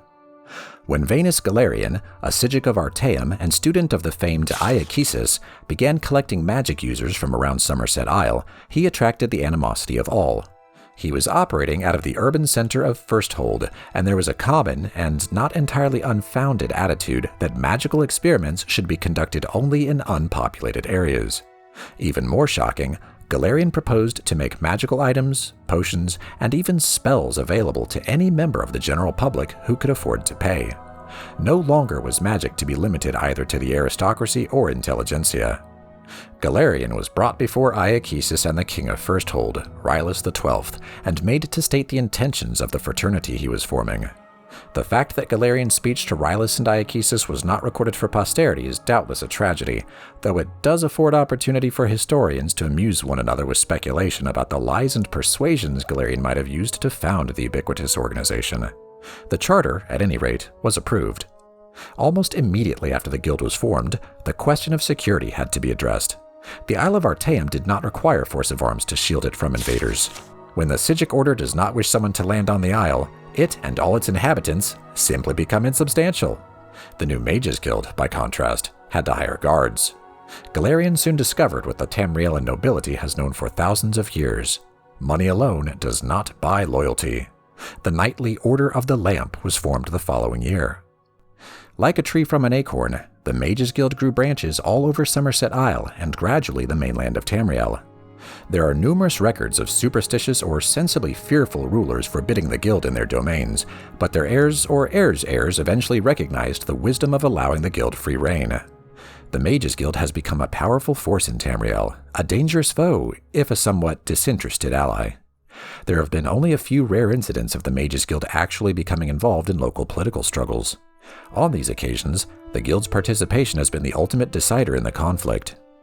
As begun by Venus Galerion, the Mages Guild as an institution is presided over by a supreme council of 6 archmagisters. Each guild hall is run by a guild magister, assisted by a twofold council, the Master of Incunabula and the Master at Arms. The Master of Incunabula presides over an additional council of 2 mages, the Master of Academia and the Master of the Scry. The Master at Arms also has a council of 2, the Master of Initiates and the Palatinus, the leader of the local chapter of the Order of the Lamp. One need not be a member of the Mages Guild to know that this carefully contrived hierarchy is often nothing more than a chimera. As Venus Galerion himself said bitterly, leaving Tamriel to travel other lands, the guild has become nothing more than an intricate morass of political infighting. And my mouse has fallen asleep. Let's see what's next. Nchnak's Fire and Faith. This book is a translated account of Nchnak's travels among the various colonies of the Dwemer explaining the theories of Kagrenak. I made inquiry as to the state of enlightenment among the people he spoke for. He answered that with respect to the theories of Kagrenak, there was but one scholar near who could guide the people through the maze that leads to true misunderstanding. He informed me, however, that in Karaka, the precepts of Kagrenak were taught.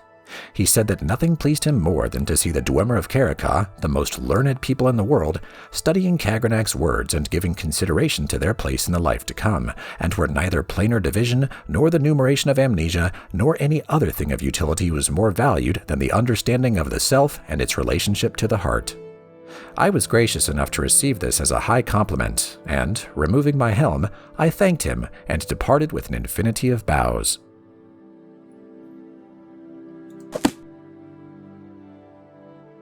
We've read that, and that, and that. We've read that, but not this. Changed Ones. Of all the Atata who wandered Nirn, Trinamac was the strongest. He, for a very long time, fooled the Aldmeri into thinking that tears were the best response to the Sundering. They cried and shamed our ancestors, especially the feminine Altmer.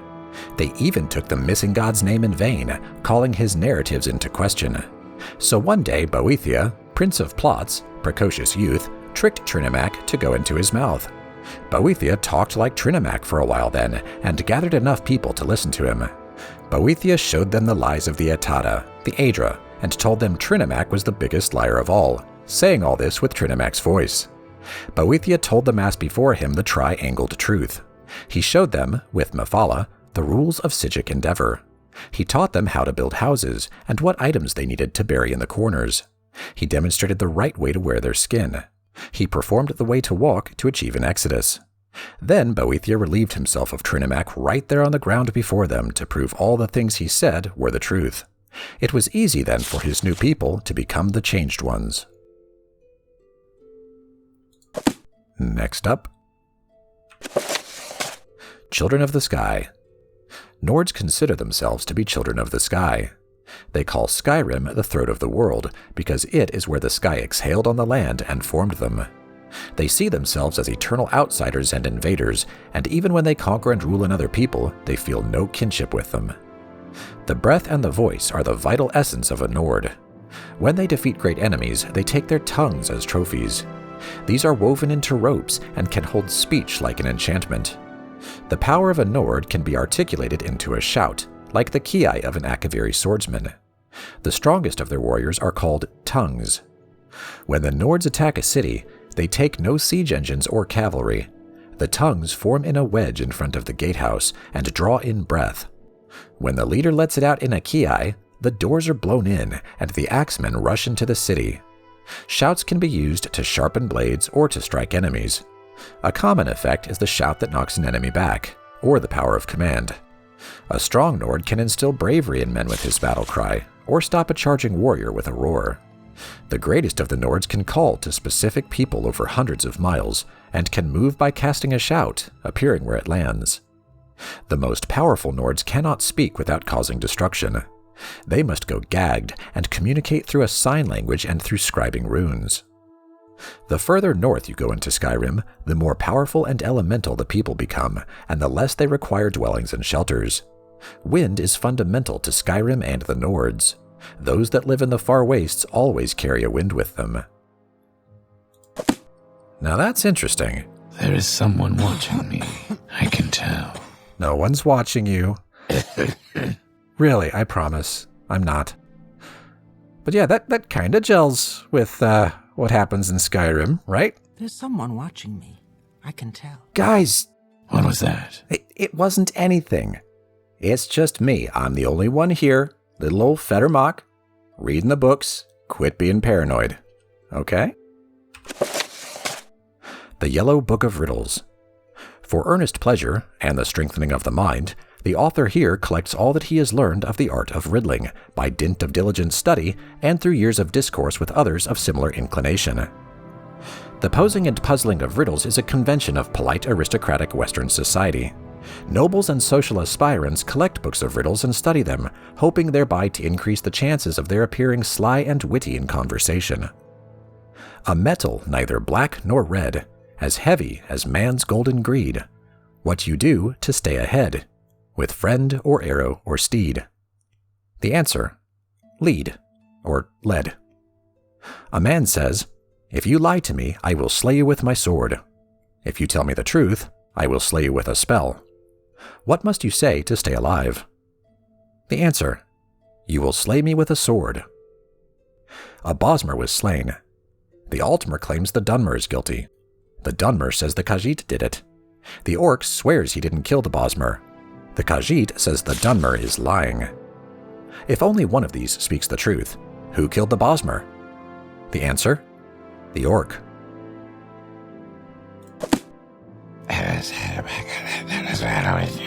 Did you not like the riddles? That's okay.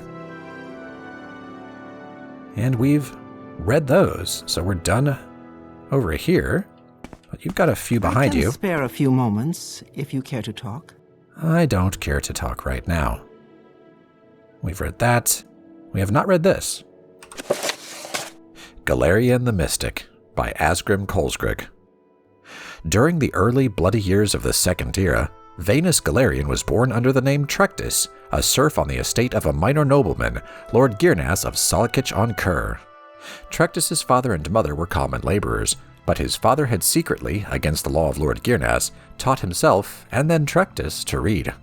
Lord Girnas had been advised that literate serfs were an abomination of nature and dangerous to themselves and their lords, and had closed all bookstalls within Solakich-on-Kur. All booksellers, poets, and teachers were forbidden, except within Girnas's keep. Nevertheless, a small-scale smuggling operation kept a number of books and scrolls in circulation right under Girnas's shadow. When Trectus was 8, the smugglers were found and imprisoned.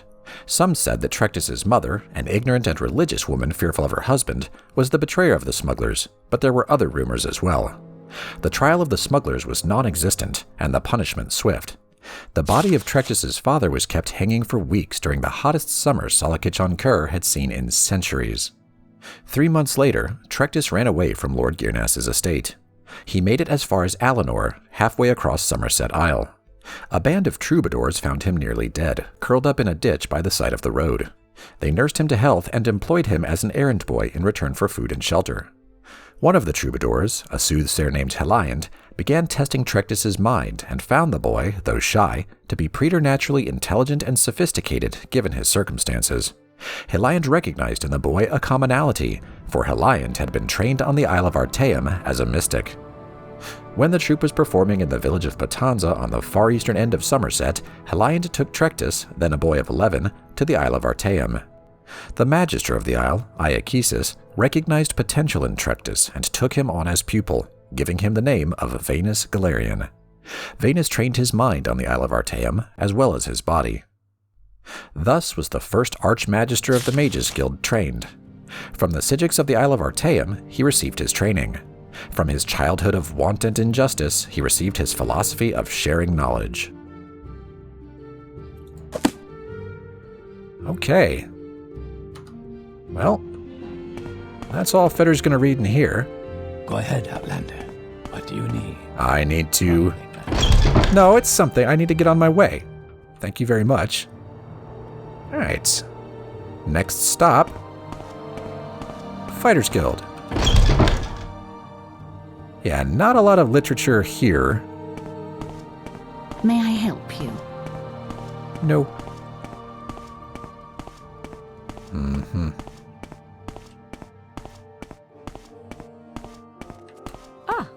A visitor. Welcome. What may I do for What you? may I do for you? I'm just reading stuff.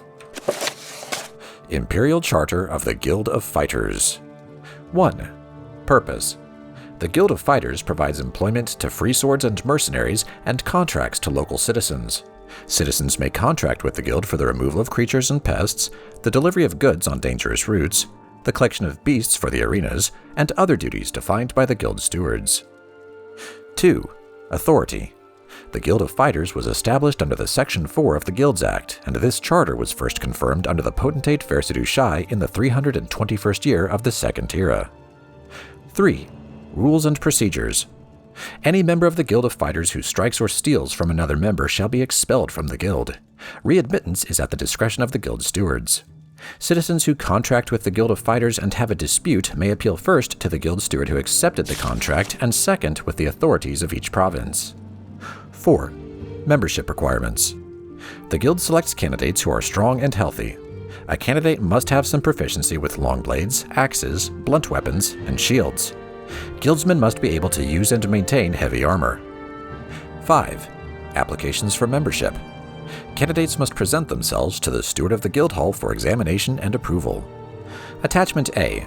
Fighters Guild chapters in Vvardenfell District, Province of Morrowind. Chapters are established in guild-owned freestanding guild halls in the towns of Aldrune and Balmora. The chapter in Sadrith Mora is established in Wolverine Hall under lease from the Telvanni Council. The chapter in Vivec is established in the Foreign Quarter under lease from the Tribunal Temple. Okay. You too, bud.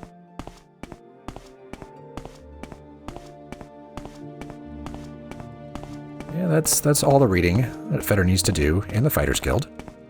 I suppose I have a moment. What is it?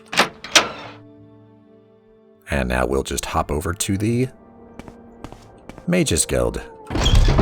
Yes, Outlander, what do you want? I want to do some reading.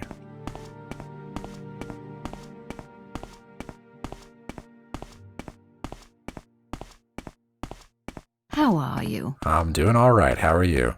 Let's see here. Go ahead. I'm listening. Oh, well, pull up a chair, because I'm going to read On Artaeum by Tars Il Anselma.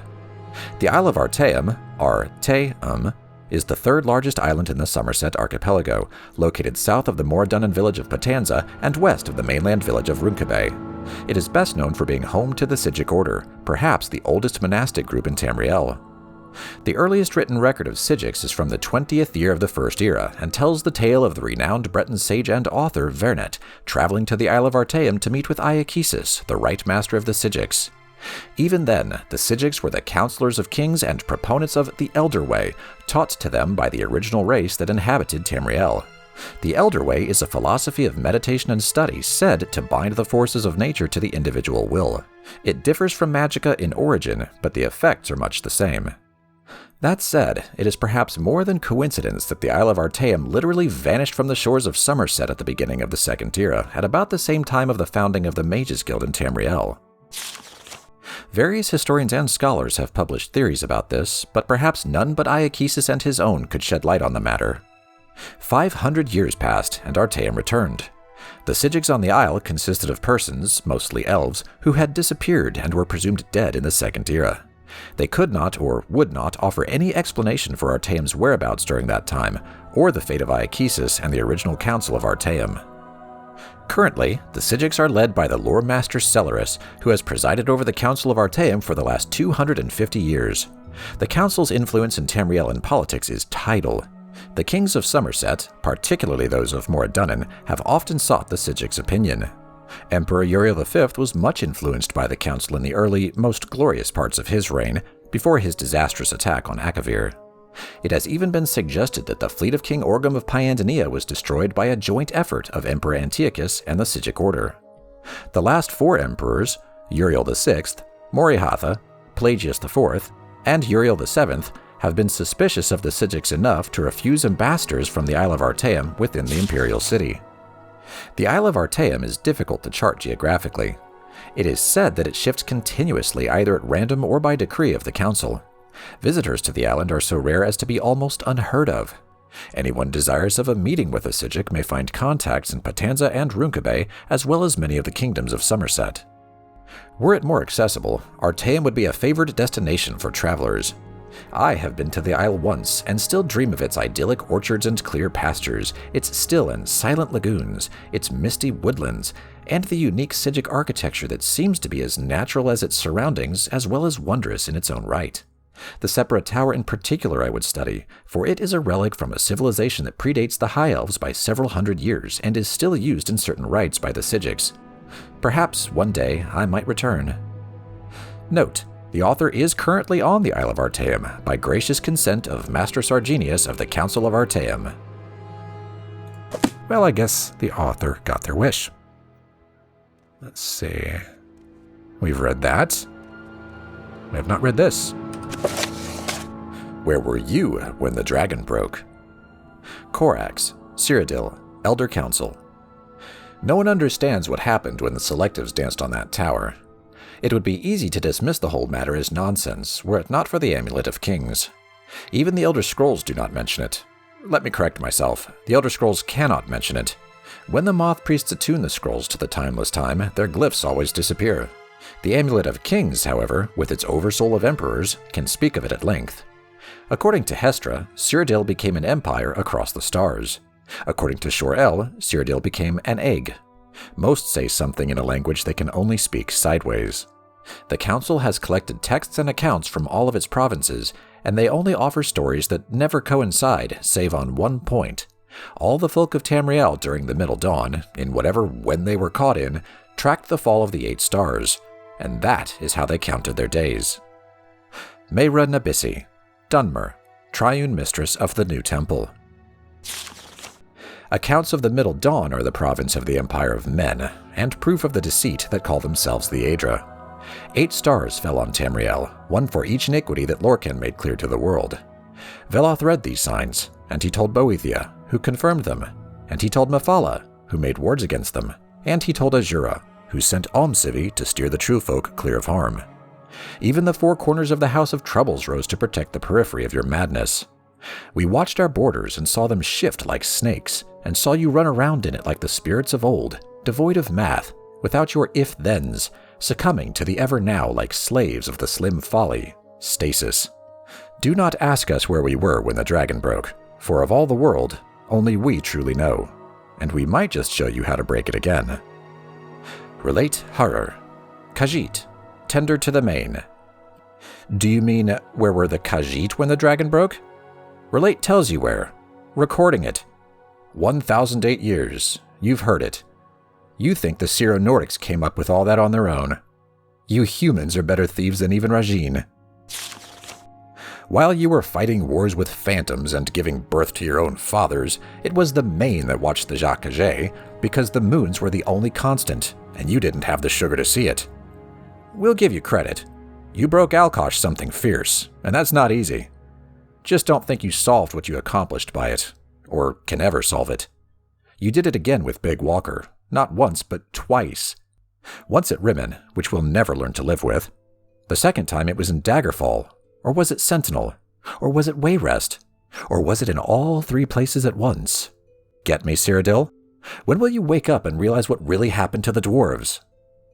Manny Marco, god of worms, the necromancers. The 3 thieves of Morrowind could tell you where they were. So could the High King of Alinor, who was the one who broke it in the first place. There are others on this earth that could too. Ismir, Pelinal, Arnon the Fox, or should I say Arctus. The last dwarf would talk, if they would let him. As for myself, I was here, and there, and here again, like the rest of the mortals during the Dragon Break. How do you think I learned my mystery? The Marikati selectives showed us all the glories of the dawn so that we might learn, simply, as above, so below. Wow, okay. Sure. And what's this? Imperial Charter of the Guild of Mages. 1. Purpose. The Guild of Mages provides benefits to scholars of magic and established laws regarding the proper use of magic. The Guild is dedicated to the collection, preservation, and distribution of magical knowledge with an emphasis on ensuring that all citizens of Tamriel benefit from this knowledge. 2. Authority. The Guild of Mages was established on Somerset Isle in the year 230 of the Second Era by Vanus Galerion and Rylus XII. It was later confirmed by the Guilds Act of Potentate Versidue-Shai. 3. Rules and Procedures. Crimes against fellow members of the Guild are treated with the harshest discipline. Whether a member may regain their status in the Guild is determined by the Archmage. 4. Membership Requirements. The Guild of Mages only accepts candidates of keen intelligence and dominant will. Candidates must exhibit mastery in the great schools of magic: destruction, alteration, illusion, and mysticism. Candidates must also display practical knowledge of enchantments and alchemical processes. 5. Applications for membership. Candidates must present themselves to the steward of the guild hall for examination and approval. Attachment A. Mages Guild chapters in Vvardenfell District, Province of Morrowind. Chapters are established in guild-owned freestanding guild halls in the towns of Aldrune, Balmora, and Caldera. The chapter in Sadrith Mora is established in Wolverine Hall under lease from the Telvanni Council. The chapter in Vivec is established in the Foreign Quarter under lease from the Tribunal Temple. Okay. And back here... How does the day greet you, friend? Well, I'm doing all right, thanks for asking. The House of Troubles. Among the ancient ancestral spirits who accompanied Saint Veloth and the Chimeran to the promised land of Morrowind, the 4 Daedra Lords, Malakath, Mehrunes Dagon, Molag Bal, and Sheogorath, are known as the 4 Corners of the House of Troubles. These Daedra Lords rebelled against the counsel and admonition of the Tribunal, causing great kinstrife and confusion among the clans and great houses. Malakath, Mehrunes Dagon, Molag Bal, and Sheogorath are holy in that they serve the role of obstacles during the testing. Through time, they have sometimes become associated with local enemies like the Nords, Akavir, or Mountain Orcs. Malakath is the reanimated dung that was Trinimac. Malakath is a weak but vengeful god. The Dark Elves say he is Malak, the god king of the Orcs. He tests the Dunmer for physical weakness. Molag Bal is, in Morrowind, the king of rape. He tries to upset the bloodlines of houses and otherwise ruin the Dunmer gene pool. A race of monsters said to live in Molag Amr are the result of his seduction of Vivec during the previous era. Sheogorath is the king of madness. He always tests the Dunmer for mental weakness. In many legends, he is called upon by one Dunmer faction against another. In half of these stories, he does not betray those who called him, further confusing the issue of his place in the scheme of things. Can he help us? Is he not an obstacle? He is often associated with the fear other races have of the Dunmer, especially those who, like the Empire, might prove as useful allies. Mehrunes Dagon is the god of destruction. He is associated with natural dangers like fire, earthquakes, and floods. To some, he represents the inhospitable land of Morrowind. He tests the Dunmer will to survive and persevere. The worship of these four malevolent spirits is against the law and practice of the temple. However, the Four Corners seldom fail to discover those greedy, reckless, or mad enough to serve them. By ancient temple law and custom, and also by Imperial law, the lives of witches and warlocks are forfeit, and Imperial garrisons join ordinators and buoyant armigers of the temple in tracking down and destroying these foul covens in the wilderness refuges and ancient ruins where they conceal their profane worships. Well, all right. We're done here. Couple more books to read. You seem quite intriguing. Please share your thoughts. Oh, you don't want to know what I think.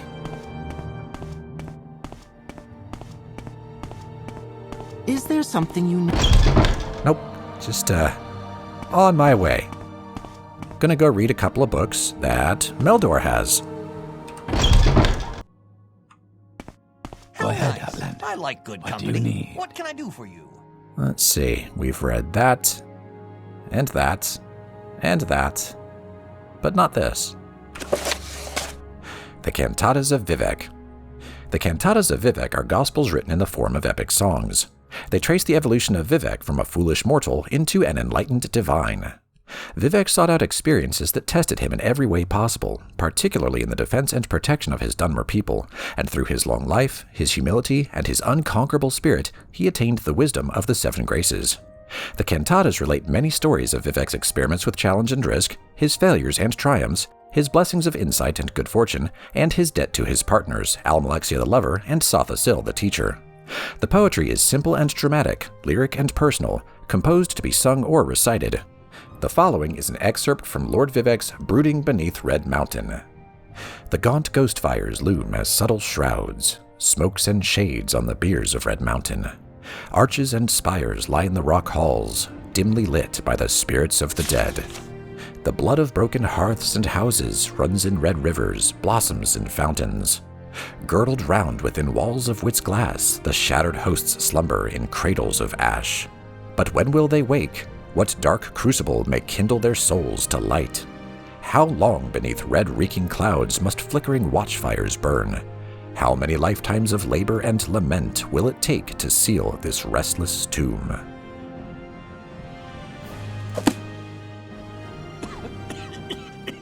And he's got another book down here.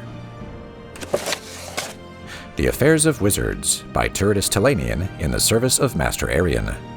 Want to become part of House Telvanni?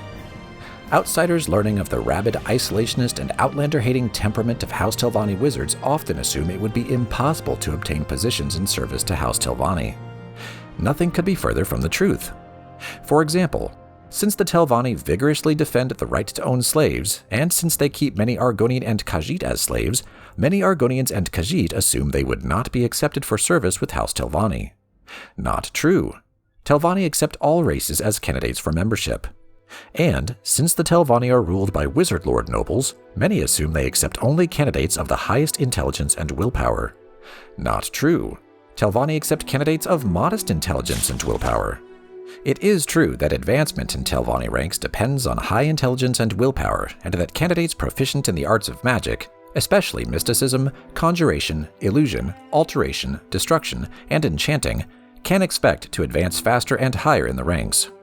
But adventurers of all races and abilities who apply to Telvanni mouths at the Telvanni Council Hall in Sadrith Mora for acceptance in House Telvanni can expect a cordial welcome.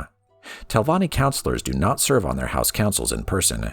Instead, they are represented by a mouth, a trusted subordinate in residence at the council hall, acting on his patron's behalf, receiving messengers from their patrons and casting their patrons' votes in council affairs.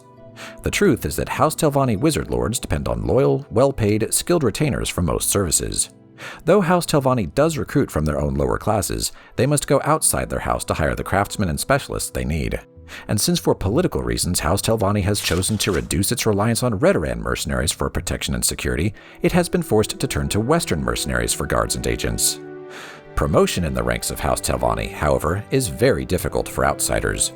Most disconcerting for some potential candidates is House Telvanni's casual acceptance of murder and assassination of rivals as a means to advancement. Those reluctant to prove their worthiness by killing off the competition, and those uncomfortable about competing in such a ruthless atmosphere, might better employ their time and efforts in the Mages Guild. Meldor. You thinking about joining up with House Telvanni? I'm not sure that's your crowd, buddy. What do you think of Balmora, How are you? Outlander?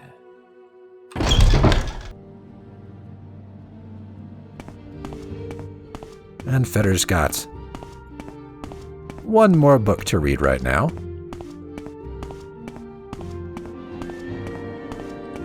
And it's here in Drolasa Nithrion's shop. Let's see. I think it's right there, in fact. Indeed. The Real Barenziah, Part 2, by Anonymous. Barenziah and Straw settled into Riften for the winter, taking a cheap room in the slummier section of town. Barenziah wanted to join the Thieves Guild, knowing there would be trouble if she were caught freelancing. One day in a barroom, she caught the eye of a known member of the guild, a bold young Khajiit named Theris. She offered to bed him if he would sponsor her membership. He looked her over, grinning, and agreed, but said she'd still have to pass an initiation. What sort of initiation? Ah, Theris said. Pay up first, sweetness. This passage has been censored by order of the temple. Straw was going to kill her, and maybe Theris too. What in Tamriel had possessed her to do such a thing? She cast an apprehensive look around the room, but the other patrons had lost interest and gone back to their own business. She did not recognize any of them. This wasn't the inn where she and Straw were staying. With luck, it'd be a while, or never, before Straw found out. Theris was by far the most exciting and attractive man she had yet met. He not only told her about the skills she needed to become a member of the Thieves Guild, but also trained her in them himself, or else introduced her to people who could. Among these was a woman who knew something about magic. Katisha was a plump and matronly Nord. She was married to a smith, had 2 teenage children, and was perfectly ordinary and respectable. Except that she was very fond of cats, and by logical inference, their humanoid counterparts, the Khajiit, had a talent for certain kinds of magic, and cultivated rather odd friends. She taught Barenziah an invisibility spell, and schooled her in other forms of stealth and disguise. Katisha mingled magical and non-magical talents freely, using one set to enhance the other. She was not a member of the Thieves Guild, but was fond of Theris in a motherly sort of way. Barenziah warmed to her as she never had toward any woman, and over the next few weeks she told Katisha all about herself. She brought Straw there too sometimes. Straw approved of Katisha, but not of Theris. Theris found Straw interesting, and suggested to Barenziah that they arrange what he called a threesome. Absolutely not, Barenziah said firmly, grateful that Theris had broached the subject in private for once. He wouldn't like it. I wouldn't like it. Theris smiled his charming, triangular feline smile and sprawled lazily on his chair, stretching his limbs and curling his tail. You might be surprised. Both of you. Pairing is so boring. Barenziah answered him with a glare. Or maybe you wouldn't like it with that country bumpkin of yours, sweetness. Would you mind if I brought along another friend? Yes, I would. If you're bored with me, you and your friend can find someone else. She was a member of the Thieves Guild now. She had passed their initiation. She found Theris useful, but not essential. Maybe she was a bit bored with him, too. She talked to Katisha about her problems with men, or what she thought of as her problems with men. Katisha shook her head and told her she was looking for love, not sex, that she'd know the right man when she found him, that neither Straw nor Theris was the right one for her. Barenziah cocked her head to one side quizzically. They say dark elven women are prostitutes, she said, although she was dubious. You mean promiscuous. Although some do become prostitutes, I suppose, Katisha said as an afterthought. Elves are promiscuous when they're young, but you'll outgrow it. Perhaps you're beginning to already, she added hopefully. She liked Barenziah, had grown to be quite fond of her. You ought to meet some nice elven boys, though. If you go on keeping company with Khajiits and humans and what have you, you'll find yourself pregnant in next to no time. Barenziah smiled involuntarily at the thought. I'd like that, I think. But it would be inconvenient, wouldn't it? Babies are a lot of trouble, and I don't even have my own house yet. How old are you, Barry? 17? Well, you've a year or two yet before you're fertile, unless you're very unlucky. Elves don't have children readily with other elves after that, even, so you'll be all right if you stick with them. Barenziah remembered something else. Straw wants to buy a farm and marry me. Is that what you want? No, not yet. Maybe someday. Yes, someday. But not if I can't be queen. And not just any queen. The Queen of Mournhold. She said this determinedly, almost stubbornly, as if to drown out any doubt. Katisha chose to ignore this last comment. She was amused at the girl's hyperactive imagination, took it as a sign of a well-functioning mind. I think Straw will be a very old man before someday comes, Barry. Elves live for a very long time. Katisha's face briefly wore the envious, wistful look humans got when contemplating the 1,000-year lifespan elves had been granted by the gods. True, few ever actually lived that long as disease and violence took their respective tolls, but they could, and one or two of them actually did. I like old men too, Barry said. Katisha laughed. Barenziah fidgeted impatiently while Theris sorted through the papers on the desk. He was being meticulous and methodical, carefully replacing everything just as he'd found it. They'd broken into a nobleman's household, leaving Straw to hover outside as lookout. Theris had said it was a simple job, but very hush-hush. He hadn't even wanted to bring any other guild members along. He said he knew he could trust Barry and Straw, but no one else. Tell me what you're looking for and I'll find it, Barry whispered urgently. Theris's night sight wasn't as good as hers, and he didn't want her to magic up even a small orb of light. She had never been in such a luxurious place. Not even the Darkmoor castle of Count Sven and Lady Inga, where she had spent her childhood, compared to it. She'd gazed around in wonder as they made their way through the ornately decorated and hugely echoing downstairs rooms. But Theris didn't seem interested in anything but the desk and the small book-lined study on the upper floor. Tssst, he hissed angrily. Someone's coming, Barry said, a moment before the door opened and two dark figures stepped into the room. Theris gave her a violent shove toward them and sprang to the window. Barenziah's muscles went rigid. She couldn't move or even speak. She watched helplessly as one of the figures, the smaller one, leapt after Theris. There were two quick, silent stabs of blue light. Then Theris folded over into a still heap. Outside the study, the house had come alive with hastening footsteps and voices calling out in alarm and the clink of armor hurriedly put on. The bigger man, a dark elf by the looks of him, half-lifted, half-dragged Theris to the door and thrust him into the waiting arms of another elf. A jerk of the first elf's head sent his smaller blue-robed companion after them. Then he sauntered over to inspect Barenziah, who was once again able to move, although her head throbbed maddeningly when she tried to. Open your shirt, Barenziah, the elf said. Barenziah gawked at him and clutched it closed. You're a girl, aren't you, Barry? He said softly. You should have stopped dressing as a boy months ago, you know. You were only drawing attention to yourself. And calling yourself Barry. Is your friend Straw too stupid to remember anything else? It's a common elven name, Barenziah defended. The man shook his head sadly. Not among dark elves it isn't, my dear. But you wouldn't know much about dark elves, would you? I regret that, but it couldn't be helped. No matter. I shall try to remedy it. Who are you? Barenziah demanded. Aye, so much for fame, the man shrugged, smiling wryly. I am Symmachus, milady Barenziah, General Symmachus of his awesome and terrible majesty Tiber Septim I's Imperial army. And I must say it's a merry chase you've led me throughout Tamriel, or this part of it anyway, although I guessed, and guessed correctly, that you'd head for Morrowind eventually. You had a bit of luck. A body was found in Whiterun that was thought to be Straw's, so we stopped looking for the pair of you. That was careless of me, yet I'd not have thought you'd have stayed together this long. Where is he? Is he all right? She asked in genuine trepidation. Oh, he's fine. For now. In custody, of course. He turned away. You care for him then? He said, and then suddenly stared at her with fierce curiosity, out of red eyes that seemed strange to her except in her own seldom-seen reflection.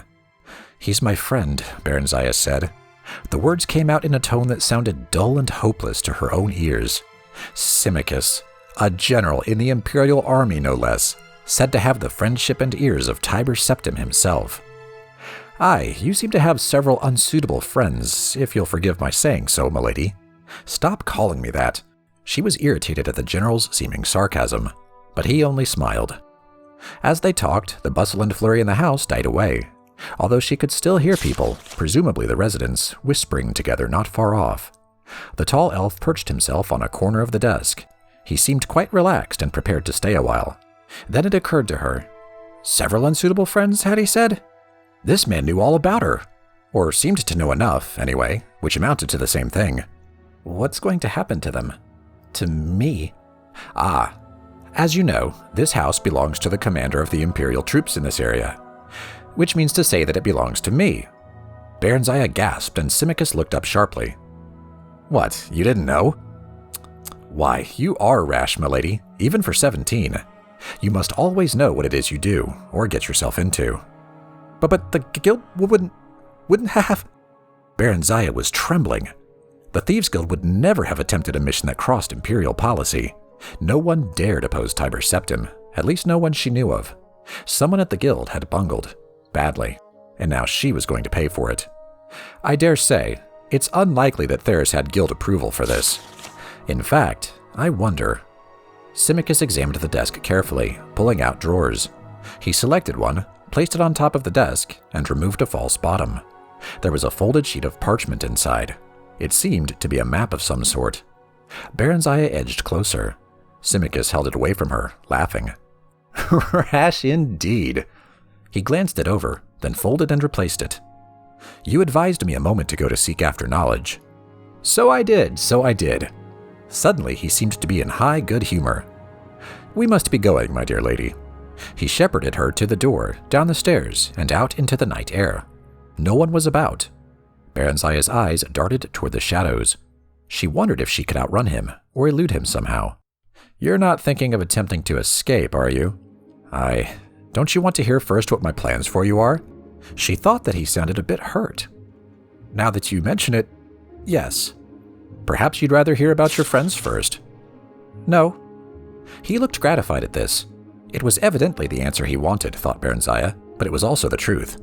While she was concerned for her friends, especially Straw, she was far more concerned for herself. You will take your place as the rightful queen of Mournhold. Symmachus explained that this had been his and Tiber Septim's plan for her all along, that Mournhold, which had been under military rule for the dozen or so years since she had been away, was gradually to be returned to civilian government, under the Empire's guidance, of course, and as part of the Imperial province of Morrowind. But why was I sent to Darkmoor? Barenziah asked, hardly believing anything she'd just been told. For safekeeping, naturally. Why did you run away? Barenziah shrugged. I saw no reason to stay. I should have been told. You would have been by now. I had in fact sent for you to be removed to the Imperial city to spend some time as part of the Emperor's household. But of course you had, shall we say, absconded by then. As for your destiny, it should be, and should have been, quite obvious to you. Tiber Septim does not keep those he has no use for. And what else could you be that would be of use to him? I know nothing of him, nor, for that matter, of you. Then know this. Tiber Septim rewards friends and foes alike according to their deserts. Barenziah chewed on that for a few moments. Straw has deserved well of me and has never done anyone any harm. He is not a member of the Thieves' Guild. He came along to protect me. He earns our keep by running errands, and he... Symmachus waved her impatiently to silence. I know all about Straw, he said, and about Theris. He stared at her intently. So? What would you? She took a deep breath. Straw wants a little farm. If I'm to be rich, then I would like for one to be given to him. Very well. He seemed astonished at this, and then pleased. Done. He shall have it. And Theris? He betrayed me, Barenziah said coldly. Theris should have told her what risks the job entailed. Besides, he'd pushed her right into their enemy's arms in an attempt to save himself. Not a man to be rewarded. Not, in fact, a man to be trusted. Yes, and? Well, he should be made to suffer for it, shouldn't he? That seems reasonable. What form should said suffering take? Barenziah balled her hands into fists. She would have liked to beat and claw at the Khajiit herself, but considering the turn events had taken, that didn't seem very queenly. A whipping. Would 20 stripes be too many, do you think? I don't want to do him any permanent injury, you understand. Just teach him a lesson. Aye, of course. Symmachus grinned at this. Then his features suddenly set and became serious. It shall be done, your highness, milady Queen Barenziah of Mournhold. Then he bowed to her, a sweeping, courtly, ridiculously wonderful bow. Barenziah's heart leapt. She spent 2 days at Symmachus's apartment, during which she was kept very busy. There was a dark elven woman named Dreliane who saw to her needs, although she did not exactly seem a servant since she took her meals with them. Nor did she seem to be Symmachus's wife or lover. Dreliane looked amused when Barenziah asked her about it. She simply said she was in the general's employ and did whatever was asked of her. With Dreliane's assistance, several fine gowns and pairs of shoes were ordered for her, plus a riding habit and boots, along with other small necessities. Barenziah was given a room to herself. Symmachus was out a great deal. She saw him at most mealtimes, but he said little about himself or what he had been doing. He was cordial and polite, quite willing to converse on most subjects, and seemed interested in anything she had to say. Dreliane was much the same. Barenziah found them pleasant enough, but hard to get to know, as Katisha would have put it. She felt an odd twinge of disappointment. These were the first Dark Elves with whom she'd associated closely. She had expected to feel comfortable with them, to feel at last that she belonged somewhere, with somebody, as part of something. Instead, she found herself yearning for her Nordic friends, Katisha and Straw. When Symmachus told her they were to set out for the Imperial city on the morrow, she asked if she could say goodbye to them. Katisha? He asked. Aye. But then, I suppose I owe her something. She it was who led me to you by telling me of a lonely dark elven girl named Barry who needed elven friends, and who sometimes dressed as a boy. She has no association with the Thieves' Guild apparently, and no one associated with the Thieves' Guild seems to know your true identity, save Theris. That is well. I prefer that your former guild membership not be made public knowledge. Please speak of it to no one, your highness. Such a past does not become an imperial queen. No one knows but Straw and Theris, and they won't tell anyone. No. He smiled a curious little smile. No, they won't. He didn't know that Katisha knew then, but still, there was something about the way he said it. Straw came to their apartment on the morning of their departure. They were left alone in the salon, although Barenziah knew that other elves were within earshot. He looked drawn and pale. They hugged one another silently for a few minutes. Straw's shoulders were shaking, and tears were rolling down his cheeks, but he said nothing. Barenziah tried a smile. So we both get what we want, eh? I'm to be Queen of Mournhold, and you'll be Lord of your own farmstead. She took his hand, smiled at him warmly, genuinely. I'll write you, Straw, I promise. You must find a scribe so you can write me, too. Straw shook his head sadly. When Barenziah persisted, he opened his mouth and pointed at it, making inarticulate noises. Then she realized what it was. His tongue was gone, had been cut off. Barenziah collapsed onto a chair and wept noisily. But why? She demanded of Symmachus when Straw had been ushered away. Why? Symmachus shrugged. He knows too much. He could be dangerous. At least he's alive, and he won't need his tongue to raise pigs or whatever. I hate you, Barenziah screamed at him, then abruptly doubled over and vomited on the floor. She continued to revile him between intermittent bouts of nausea. He listened stolidly for some time while Dreliane cleaned up after her. Finally, he told her to cease or he would gag her for her journey to the Emperor. They stopped at Katisha's house on their way out of the city. Symmachus and Dreliane didn't dismount. All seemed normal, but Barenziah was frightened as she knocked on the door. Katisha answered the knock. Barenziah thanked the gods silently that at least she was all right, but she'd also obviously been weeping. In any case, she embraced Barenziah warmly. Why are you crying? Barenziah asked. For Theris, of course. You haven't heard? Oh dear. Poor Theris. He's dead. Barenziah felt icy fingers creeping round her heart. He was caught stealing from the Commandant's house. Poor fellow, but that was so foolish of him. Oh, Barry, he was drawn and quartered this very dawn by the Commandant's order. She started to sob. I went, He asked for me. It was terrible. He suffered so before he died. I'll never forget it. I looked for you in Straw, but no one knew where you'd both gone to." She glanced behind Barenziah. "That's the Commandant, isn't it? Symmachus." Then Katisha did a strange thing. She stopped crying and grinned. You know, the moment I saw him, I thought, this is the one for Barenziah. Katisha took a fold of her apron and wiped it across her eyes. "I told him about you, you know." "Yes," Barenziah said. "I know." She took Katisha's hands in each of hers and looked at her earnestly. "Katisha, I love you. I'm going to miss you. But please, don't ever tell anyone else anything about me. Ever. Swear you won't. Especially not to Symmachus. And look after Straw for me. Promise me that." Katisha promised, puzzled though willing. "Barry, it wasn't somehow because of me that Theris was caught, was it? I never said anything about Theris to him." She glanced over at the general.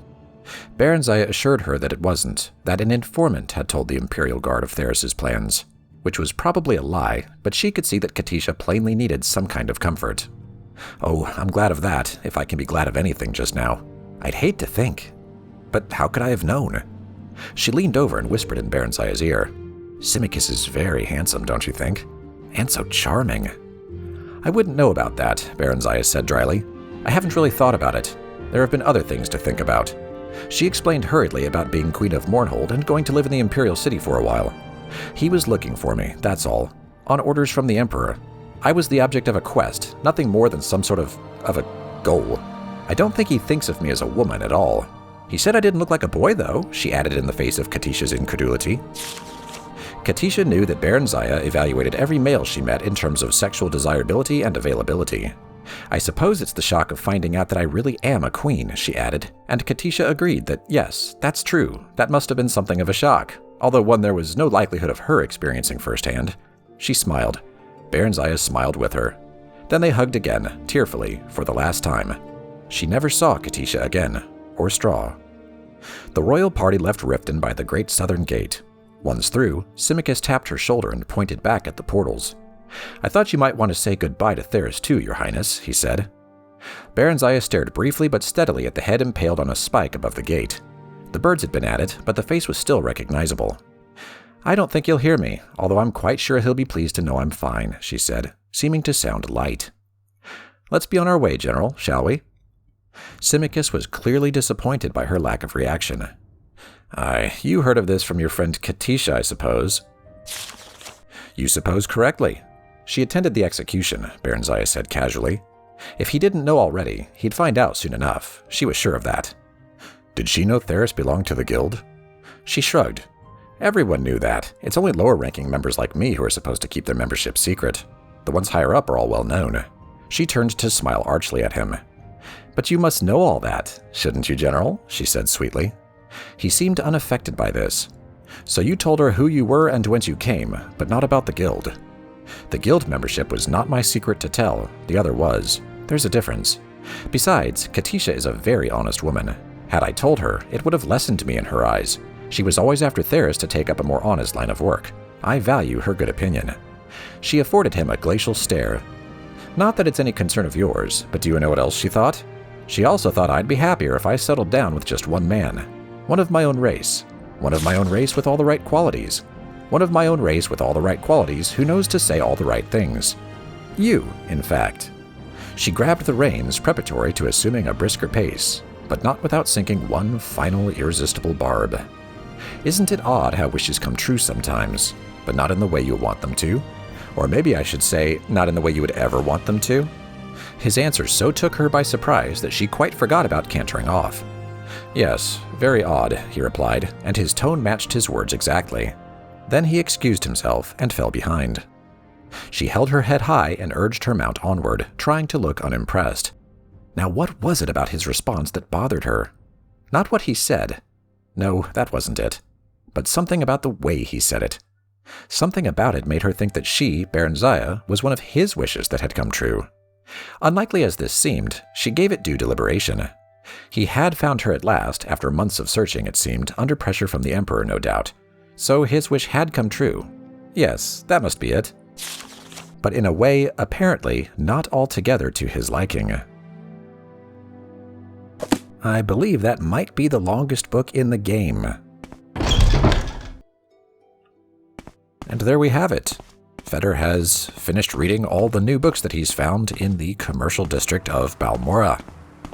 We just read The Ruins of Kemel-Ze, Mixed Unit Tactics in the 5 Years' War, Volume 1, Saryoni's Sermons, Invocation of Azura, an overview of gods and worship in Tamriel, Biography of Queen Barenziah, Volumes 1, 2, and 3, The Brothers of Darkness, Reflections on Cult Worship in the Empire, on Oblivion, Vampires of Vvardenfell, Volume 1, on Wild Elves, The True Nature of Orcs, ABCs for Barbarians, The Pig Children, Vivec and Mephala, Mysterious Akavir, Mysticism, The Unfathomable Voyage, Origin of the Mages Guild, Nchunak's Fire and Faith, Changed Ones, Children of the Sky, The Yellow Book of Riddles, Galerion the Mystic, Imperial Charter of the Guild of Fighters, on Artaeum, Where Were You When the Dragon Broke, Imperial Charter of the Guild of Mages, The House of Troubles, The Cantatas of Vivec, The Affairs of Wizards,